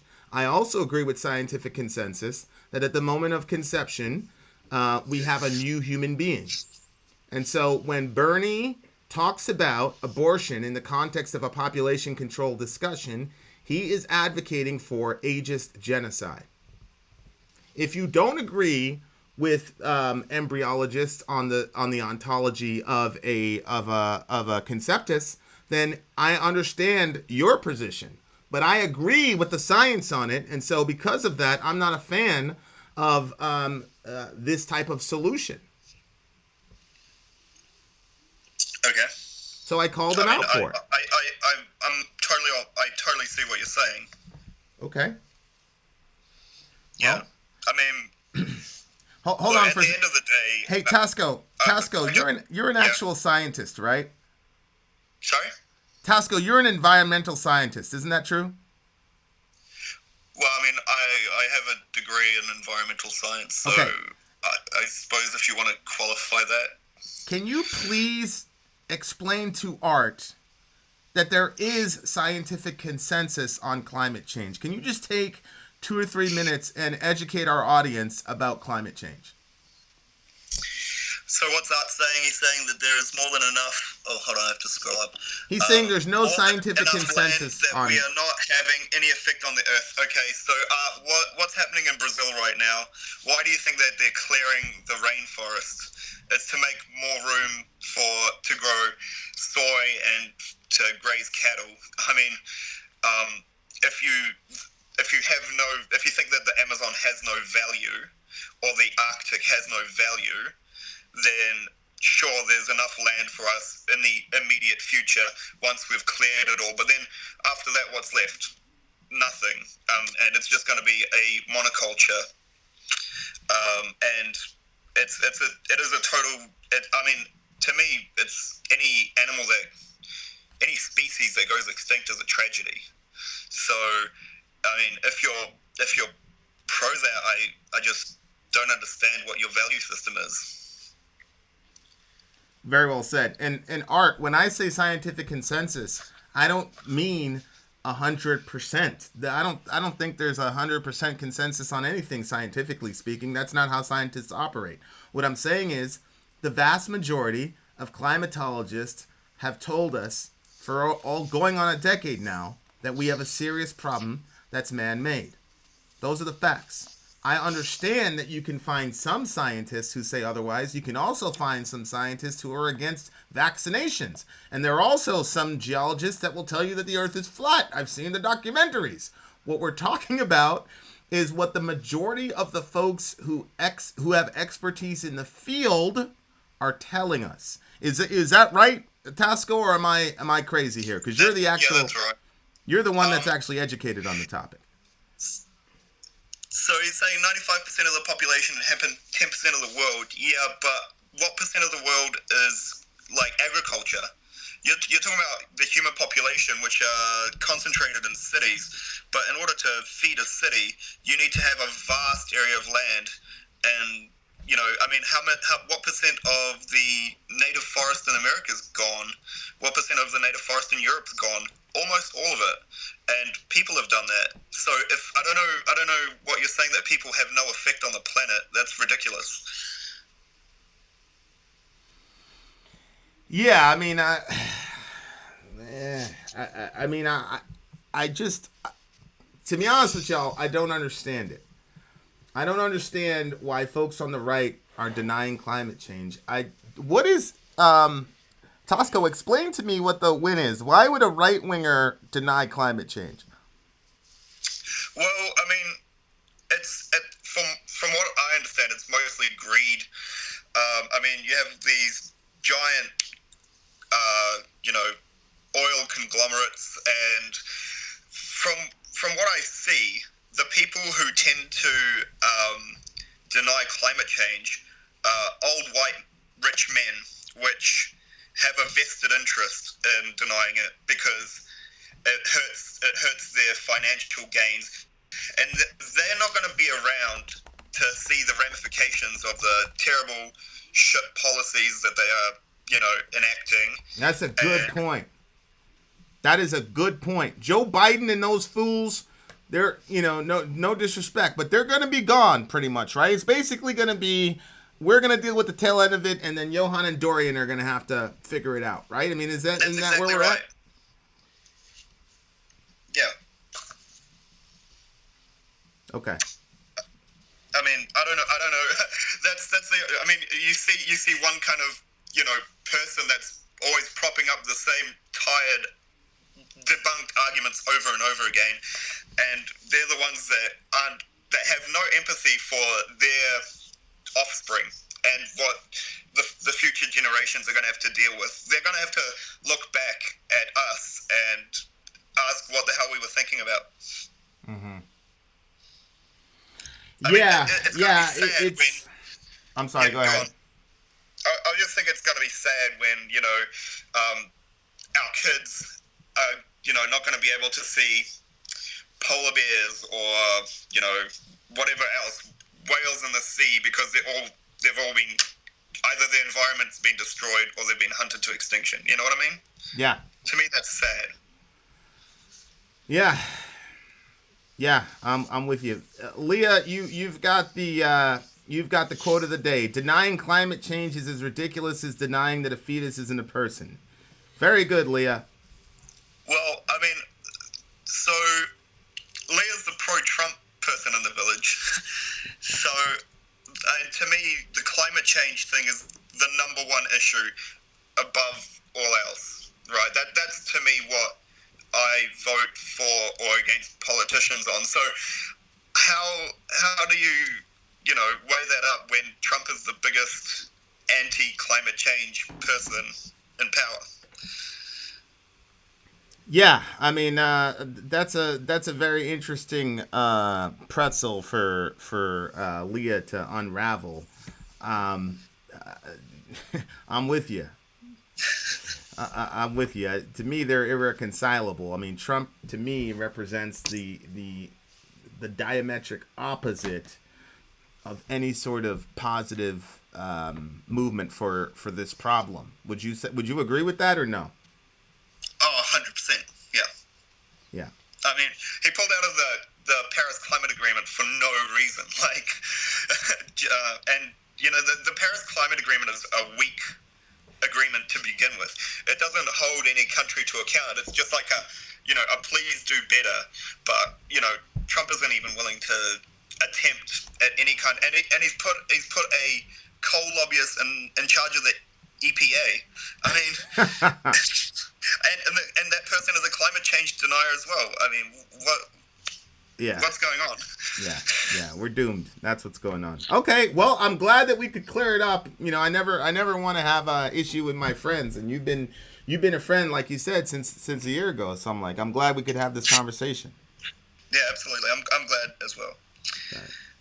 Just before I shoot off, when's the next time that you get to New York? Shit, man. We're playing around with there might be a show. I can't talk about it yet because the band didn't give us green light. But why? I'd like you to spend a day at the Museum of Natural History, the American Museum of Natural History, and have a look around, especially at the human evolution portion of the museum. It's quite an enlightening and powerful place to be. One of my favorite places that I've ever been to. I might just take all the kids there for a homeschooling trek for a day or two. That would be wonderful. And then they can ask whatever questions they want to the presenters and all that. Yeah, because my girlfriend, she didn't believe in the whole human evolution thing for a while. Not for religious purposes. She just couldn't wrap her mind around it. Yeah. Until we went there, and then it's there in front of you in the fossil records, and it's pretty hard to deny when you see it. Yeah, I because we're homeschool, we can it's pretty agile what we can do. So, yeah, I'm definitely gonna. Was it the Museum of Natural History? Is that what you call it? Yeah, it's right on the edge of Central Park. No shit. Okay, yeah, we're definitely gonna have to go. I appreciate your time, Ben. Cool, man. Much love to you, my G. Cool. Take it easy. That's how we do it in the village, ladies and gents. You got a problem with your boy, you talk it out. That's what we do. Ain't no reason to get all emotional and crazy. We talk it out. That's how it works, and we end up as brothers at the end, and that was the most important thing to me. A nice, civilized manner. Yep. Nice, civilized manner. Okay. All right. Anybody's feelings hurt, everything's understand. No points missed.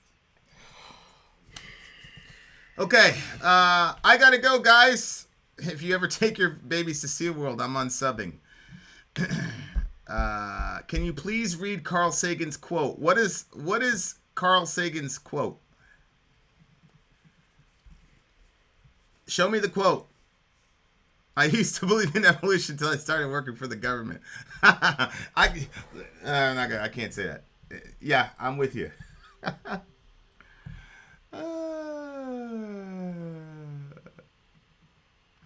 Right. I don't call myself pro-life. I'm more pro-innocence. I would need someone to prove to me that the fetus has done to deserve death. Yeah, I agree. I actually did that in one of my debates. I said, what crime has a child committed to warrant the death penalty? And the guy refused to answer the question. He just said, I'm not going to answer that.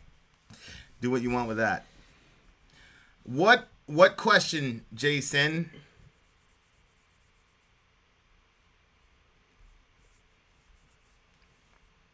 Where is the Carl Sagan quote?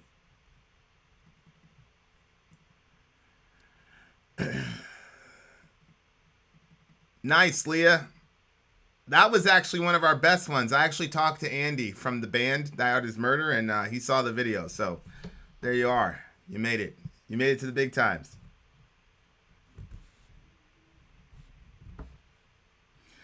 I don't know, K2. Why should we force a newborn woman to have a newborn child? We should just let her kill it too, because we don't want to force her into motherhood. Does that make sense to you? That wasn't the debate with Homeboy stating Wikipedia. Yes, it was. Good God.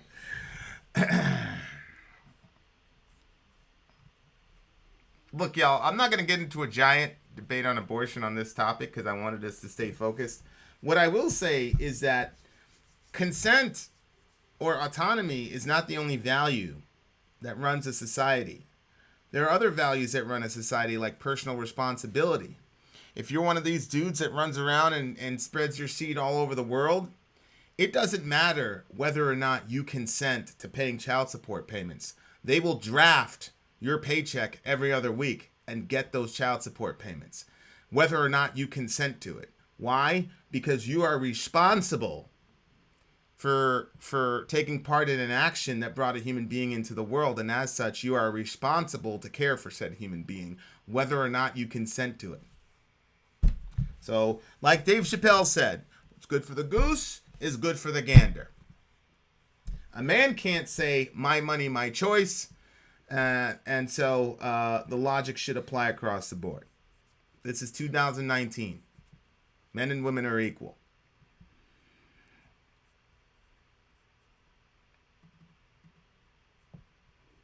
Did you see the video where Phil Anselmo denouncing people calling him a racist? Well, I saw the video where he did the salute and said white power.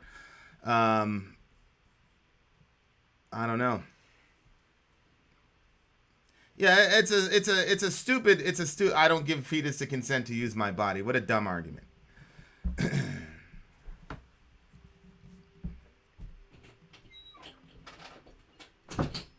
Right, Pasco. Yeah, I knew that you were against the China thing.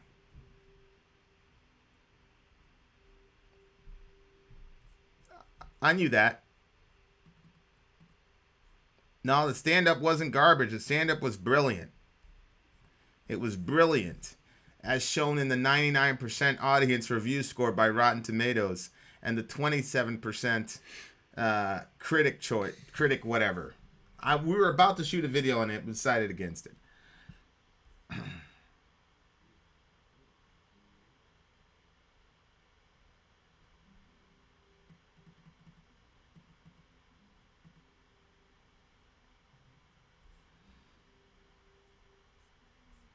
I mean, look, 275. We had an objective standard in Rotten Tomatoes. 99% of the audience loved it. You know, the regular people, and then the critics who are trying to virtue signal to their little, the whole, that whole Rotten Tomatoes score to me is indicative of why Trump is going to win in 2020.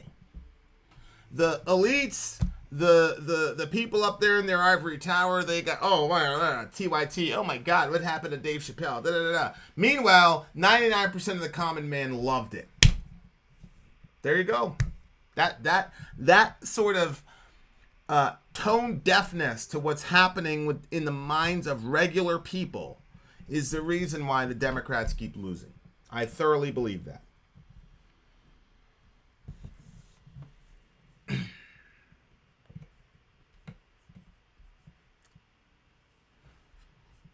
It's true. You know, when he's talking about, wait a second, how come I can make all these jokes about black people? I can't say anything about gay people.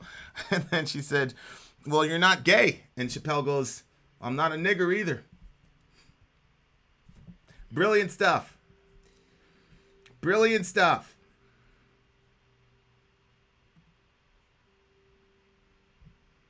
No, Kellen.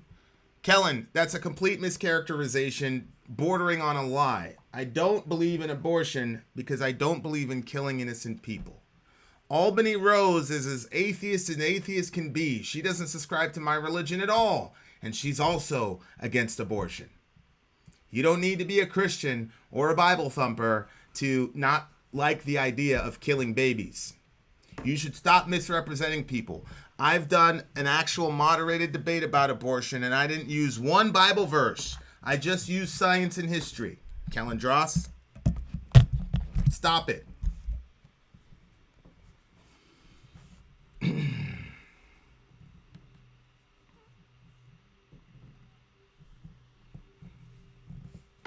Y'all need to stop saying that. Stop saying that about people. Make the argument. Simple. Oh, Juicy Smollett. Juicy Smollett. That was the funniest part when he was impersonating the Nigerians. Yo, and then the school shooter thing when he was talking about like the preps that you have to do for school shooting, and it's like, well, aren't you training the school shooter and telling him where everybody's gonna be? Like, it was just, that was a historic. That stand-up special was a historic. The Michael Jackson stuff I didn't like at all. That stand-up special was a historic. Like, we're gonna look back at that in 30 years, and it's gonna be a landmark moment in comedy. Believe you me, it's gonna be at the level of Carlin. Trust me. And I haven't even watched a single Carlin whatever, but everybody keeps talking about him like it was that level. The pale blue dot. Oh, the Earth. How small? Yeah. No, the I'm waiting for the what do you call it? No, I'm ignoring you, MB, because you don't have. I'm assuming you're not going to have any like scientific data to back up your argument. You're just going to come up with some arbitrary subjective terminology as to what you think a person is, not realizing that black people were depersonalized and dehumanized in the antebellum South, and that Jews were dehumanized and depersonalized during Nazi Germany. So, I don't really engage with those arguments. So, that's why.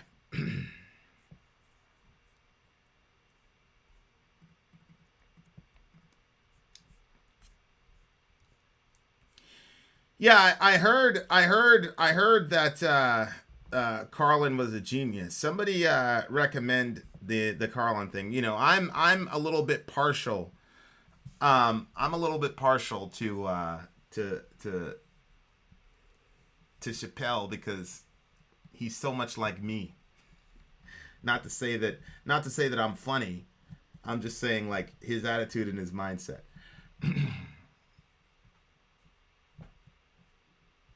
A fetus cannot survive outside of the womb.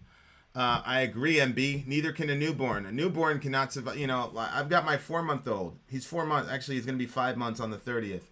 If I take him to the Maine woods out back and leave him there by himself, he can't survive either. Does that mean I should kill him? Actually, his dependency on me increases my level of responsibility. Doesn't decrease it. The only time my parental responsibility decreases is when the child can survive away from me. So everything is backwards with you. The fact that a fetus is completely reliant on the mother to survive means that abortion is an even worse crime than normal.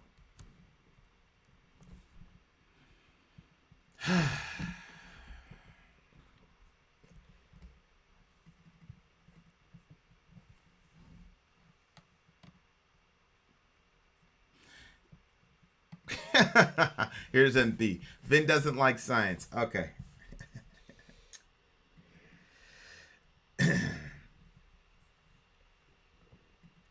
Well, I hear you, Silver. The problem is that the data doesn't reflect that. Women were not jumping down the stairs and killing themselves in massive numbers in the 50s prior to the inception of Roe v. Wade. So that's just something that gets trotted out, but there's no data to back up what they're saying. Okay, so is it the 7 words? What should I watch for George Carlin before I get off of here? Because I miss Sori. Okay, thank you, MB. Thank you for sharing. We know that you're an ageist and you don't believe in that all human life is sacred. Thank you for sharing. I need the title of a Carlin thingamajiggy.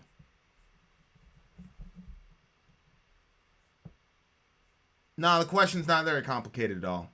K2, it's a very simple question. Do you believe that human beings who have committed no crimes should be killed? If you say no, then by default you cannot support abortion. If you say yes, then you can support abortion, but then you've lost ground in such atrocities as slavery, the killing fields, Nazi Germany, the gulags, etc. So those are your 2 choices. What is the Pale Blue Dot quote? I don't know that quote. Magical thing called Google.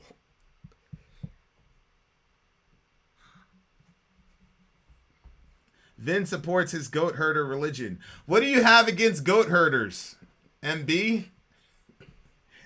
That goat herder religion built your entire society, sir. You should be thankful for those goat herders. Yeah, everybody's been telling us to watch Carlin on religion, so I should check that out. No, I disagree with you. A fertilized egg is a human being at the first stage of development. This one is at another stage of development. This one is a teenager. He's in another stage of development. I am, a young man in my prime. I'm in another state of development. My dad is 65. He's in another stage of development. We're all human beings. That's science. That's what the science says. I don't traffic in people's ideas or their philosophies when you're talking about killing someone. I just traffic in science, and the science is 100% clear on this. There's more unanimity among embryologists about the ontology of an embryo. Forget a fetus, on the ontology of an embryo, than there is on climate change or other things. So there's that.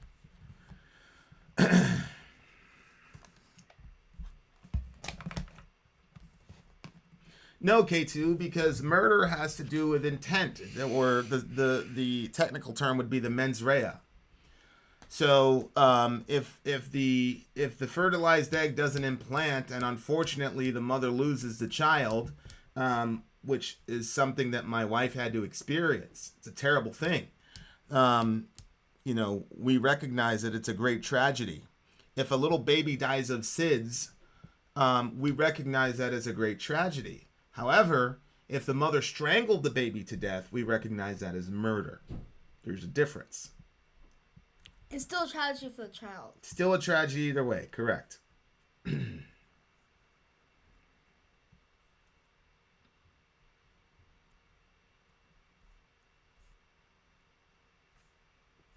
Unbelievable.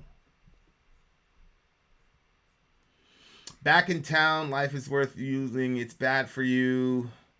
His last one where he may have been legit dying. Whoa, that's legendary. That is legendary. What are you saying, Kyrie? I am absolutely in my prime, you hater. Have you seen him on the court? I take care of business on that court, boy.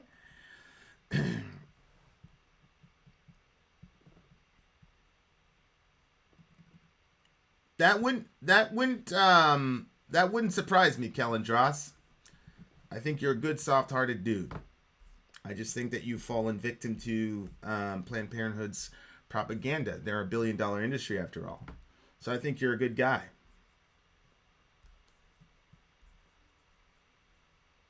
Hey, Art, if you are coming to Maine, let me know, my guy.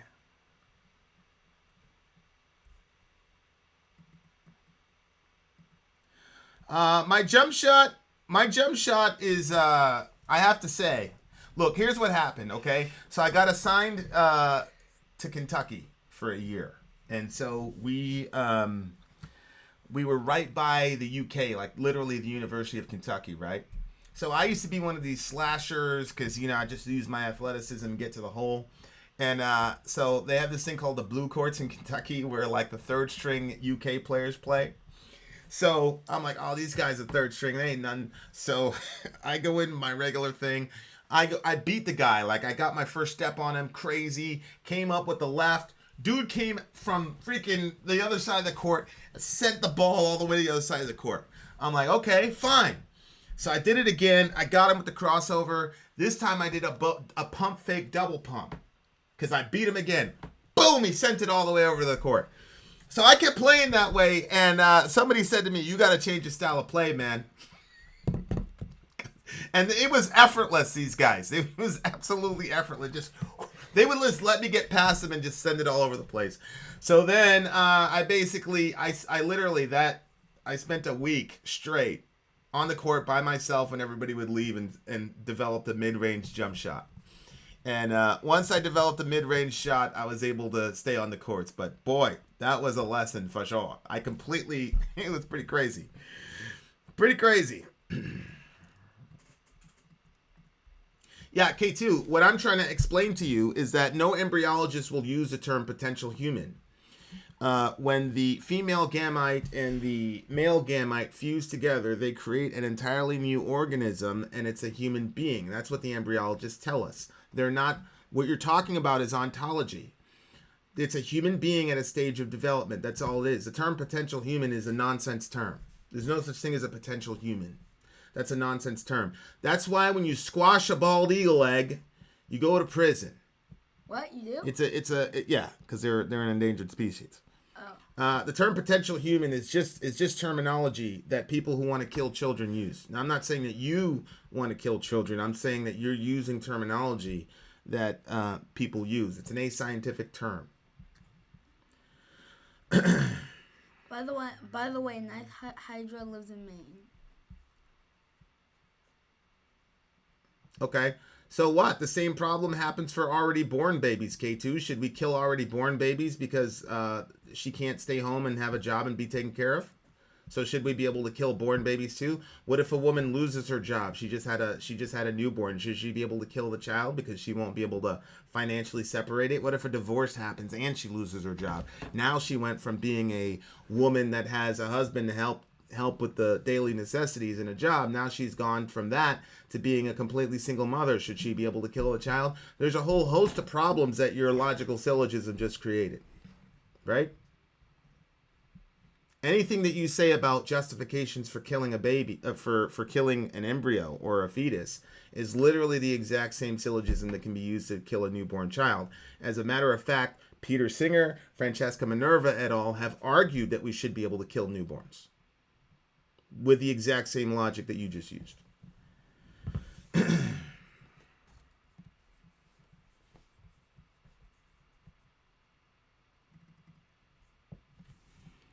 Why would we take the baby away from them, though, K2? What if she says it's just a potential human? Who are you to tell that woman that what she can and cannot do? I mean, in your utopian world, every baby would be taken care of, but, you know, that's not the world that we live in, so the woman should be able to strangle her newborn. You're being inconsistent, and inconsistency is a sign of a failed argument.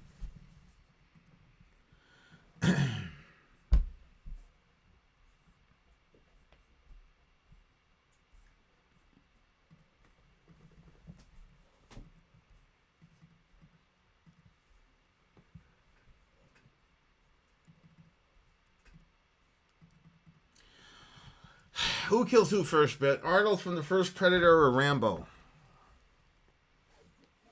I just felt like Rambo, he had some emotion behind him, and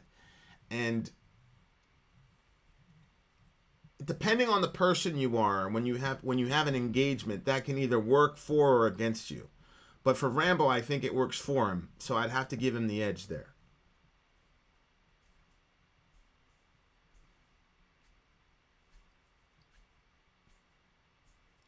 They drew first blood. Vin, letting someone who doesn't take care of the baby keep it is killing the baby. Do you believe killing babies is bad, K2? Because you're advocating for abortion, which is literally killing babies.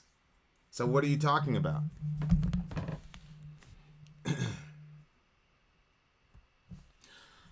What's up, M-Death fan? M-Death fan.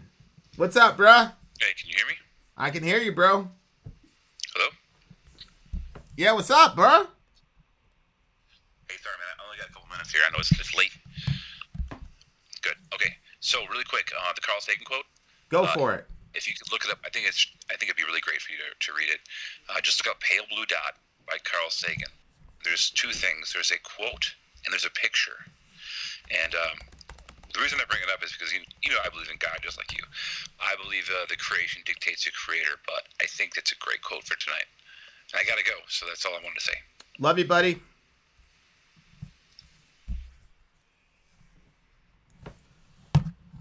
A fetus is a baby, obviously. Obviously, that's just science. Who's flip-flopping, K2? K2, just call in. Just call in, K2. Vin and Sori. Go to Skype and get Skype and call in, and then you can set me straight. Because I don't know what you're talking about.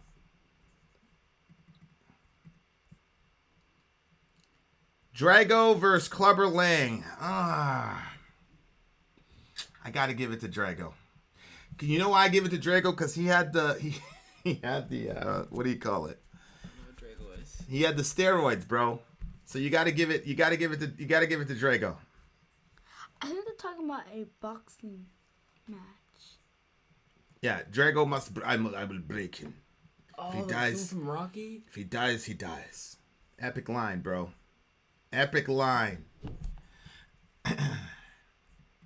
Here, okay, so this brother, what's his name? What's the guy's name? MB 1968 says that a fetus is not a baby. Do me a favor.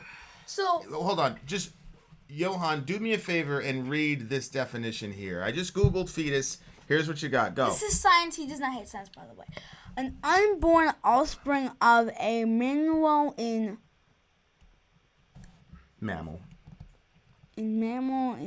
particular. In particular, an unborn baby more than 8 weeks after.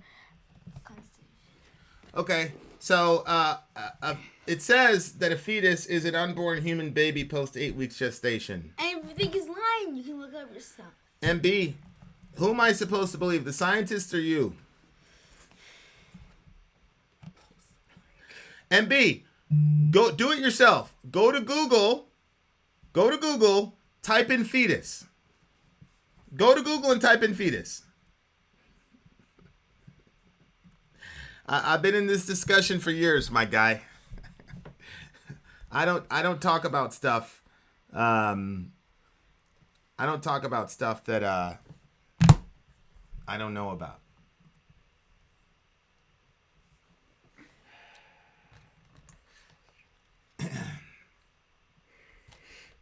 Unbelievable.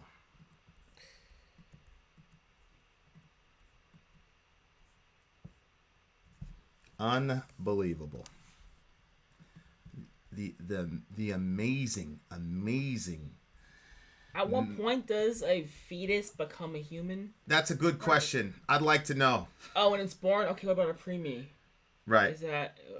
what's your compensation for that? Right. Oh, when it gets born. Okay, what atomically changes after it gets born? Right. Oh, that's right. Nothing. Right. There's nothing anatomically that changes after born. Correct. When I say his potential... MB. Call in or go to Google yourself. Go to Google yourself and see. Just type in fetus. You'll see it's an unborn human baby post 8 weeks gestation. Unbelievable. Right. It's convenient. Right. It becomes a human once it's convenient. Correct. Yeah. All right, MB. All right, I'm done with you, man. You're done. I got nothing else to say to you. Just type in a 5-letter word on Google. All right, K2. Matt, Ranter Matt, do me a favor. Go to Google, type in fetus, and tell us the first thing you see.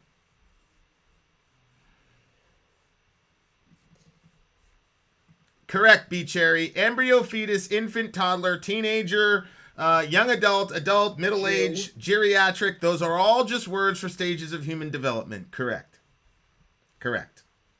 So we know for a fact it's going to be human. Like, has someone ever given birth to a giraffe, a frog? Am I missing something? Has there been a birth of a frog? Please, I mean, if there is, could you send a link? Could you post a link? Yeah, post a link of a time. Yeah, post a link. of a time a woman gave birth to a frog. Please. We would like to know. Oh my gosh. Yeah. You can get undone by an 11-year-old. Now, granted, a very, very smart 11-year-old. I'm not gonna. Unbelievable.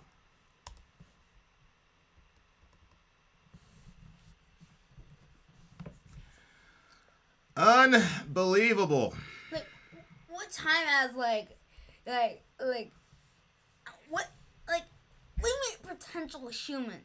It's in the state of evolving. It's starting off. when you plant a seed, you just say this is gonna be a potential pea pod. If you plant a pea seed, you're not gonna say this is gonna be a potential pea pod. You know it's gonna be that because obviously humans are more valuable than plants. Well, not to some of these people. Some of these people, plants are more important than humans. They don't believe you're created in the image of God. You just have to understand that. Okay, K2. K2. Are you good? Right. Still a potential human at 40.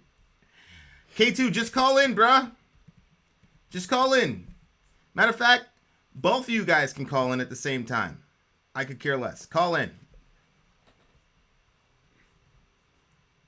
Where's that link to the a woman gave birth to a frog? Where is it? Yeah. Nowhere. It's not potential human. Unbelievable. It's gonna be human.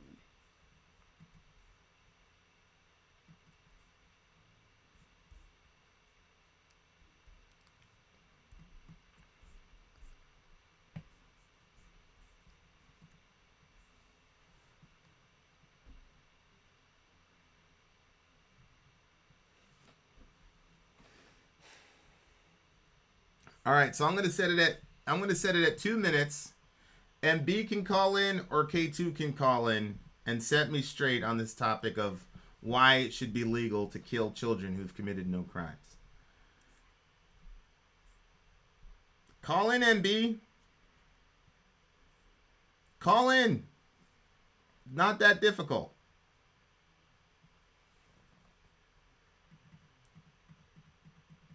Okay, so I'm going to take the lack of calling in as a concession that folks know good and well that we're killing human beings, and folks know good and well that it's indefensible.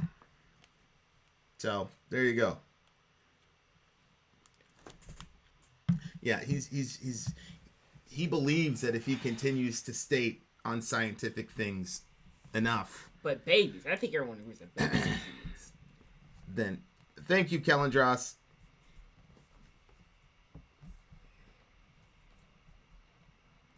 No, Sean. K2 and MB was telling me that a fetus is not a human being. We showed him that that's not the case. Actually, that a fetus is a human being post 8 weeks gestation, and he's been telling us for the last 30 minutes by divine fiat that they're not human beings and they're not babies. And so I asked the brother to call me up so he can explain it to me, and he refuses to do so. And so does K2. So what does he think it is if it's not a human being? Well, I don't. It's a fetus. I don't really think that he believes what he's saying that he believes. Right. I don't think he thinks it's so.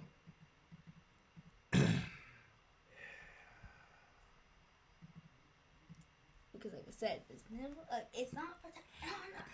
I just don't understand it. Like, there's been no document saying that that something else aside a baby is like you put two humans together, you're gonna get another human. Yeah. Two frogs together, another frog. Here's you put two humans together, you're not gonna get a frog. Here's the Oxford Companion to the Body.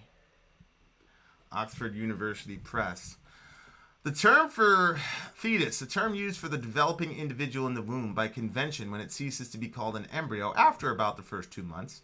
The adjective fetal is, however, often applied from an earlier stage to the cellular elements of the embryo during and after implantation in the womb, when distinguishing them from the maternal tissue. Again, by convention, the baby remains a fetus until birth, when it becomes an infant.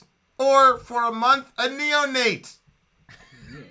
So is Oreo a neonate? A newborn. There it is. Anything that's against abortion, pass it, and Medicare for all. That's all I care about. Don't kill people and keep people alive. That's all I care about. It's a documented fact that I am literally a primordial goddess. Inshallah. Inshallah, Silver. There's a way for you to become a goddess.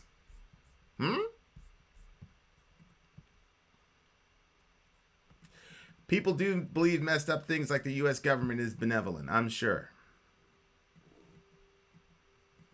To be clear, I'm not saying it isn't a human, therefore we can kill it. Okay, so K2, that means that you believe it's okay to kill people. You believe in killing innocent human beings. So if I killed you, you wouldn't have a problem with that because, well he'd be dead. Right. So he wouldn't have a problem. But let's say your ghost lived. You wouldn't be. His ghost. Yeah. Ghost. Okay. All right. Or read an old dictionary. If you read an old dictionary for the term of abortion, I'll tell you it's an extermination of a baby. Yeah. And even a doctor said it online. Yeah, wasn't there a doctor that said he calls it baby? Well, yeah. The entire time we were taking Oreo, when your mom was pregnant with Oreo, it was baby. Yeah. I mean, come on. Oh, that's a nice fetus you got there. Oh, congratulations on your fetus. Is the fetus a boy or is the fetus a girl? My strategy with Bernie Spitfire is that Buck v. Bell is still on the books federally speaking, but every state has basically outlawed forced sterilization. And so that's basically my strategy with Bernie. All right, guys. So K2 is not going to call in and defend his position. And we all know that MB, God bless him, he's not going to call in. My kids have to go to bed, and I miss my wife. So much love to everybody. Much love to K2. Much love to the vets in the house. Discarded vet, much love to you, my guy. Thank you for serving our country. Ranger, thank you for serving our country. Much love to all you boys. All right, I'll read the quote. Here's the quote. Look again at that dot. That's here. That's home. That's us. On it, everyone you love, everyone you know, everyone you have ever heard of, every human being whoever was, lived out their lives, the aggregate of our joy and suffering, thousands of confident religions, only one's right, ideologies and economic doctrines, every hunter and forager, every hero and coward, every creator and destroyer of civilization, every king and peasant, every young couple in love, every mother and father, hopeful child, inventor and explorer, every teacher of morals, every corrupt politician, Kamala Harris, every superstar, every supreme leader, every saint and sinner in the history of our species lived there on a mote of dust suspended in a sunbeam. Whoo, this man could write. The earth is a very small stage in a vast cosmic arena that nobody built. Think of the rivers of blood spilled by all those generals and emperors so that in glory and triumph they could become the momentary masters of a fraction of a dot. Think of the endless cruelties visited by the inhabitants of one corner of this pixel on the scarcely distinguishable inhabitants of some other corner. How frequent their misunderstandings, how eager they are to kill one another, how fervent their hatreds. Our posturings, our imagined self-important, the delusion that we have some privileged position in the universe, are challenged by this point of pale light. Our planet is a lonely speck in the great enveloping cosmic dark. In our obscurity, in all the vastness, there is no hint that help will come from elsewhere to save us from ourselves. Not true. The Earth is the only world known so far to harbor life. There is nowhere else, at least in the near future, to which our species could migrate. Visit, yes. Settle, not yet. Like it or not, for the moment, the Earth is where we make our stand. It has been said that astronomy is a humbling and character-building experience. There is perhaps no better demonstration of the folly of human conceits than this distant image of our tiny world. To me, it underscores our responsibility to deal more kindly with one another and to preserve and cherish the pale blue dot, the only home we have ever known. Carl Sagan, Pale Blue Dot, 1994, which, of course, brilliant. This is us right there, bro. Whoa. That's you. Brilliant, articulate, and completely self-stultifying and contradictory. If we're just hanging out there in an empty universe in this pale blue dot, why do we have any sort of responsibility to be kind to each other? Everybody's gonna die in the vast ruin of the universe. So why should we care for each other? But look, beautiful quote. Very, very, very stirring stuff. I was going to respond with a Bertrand Russell quote, but I'm not going to do that because I want to end on a high note.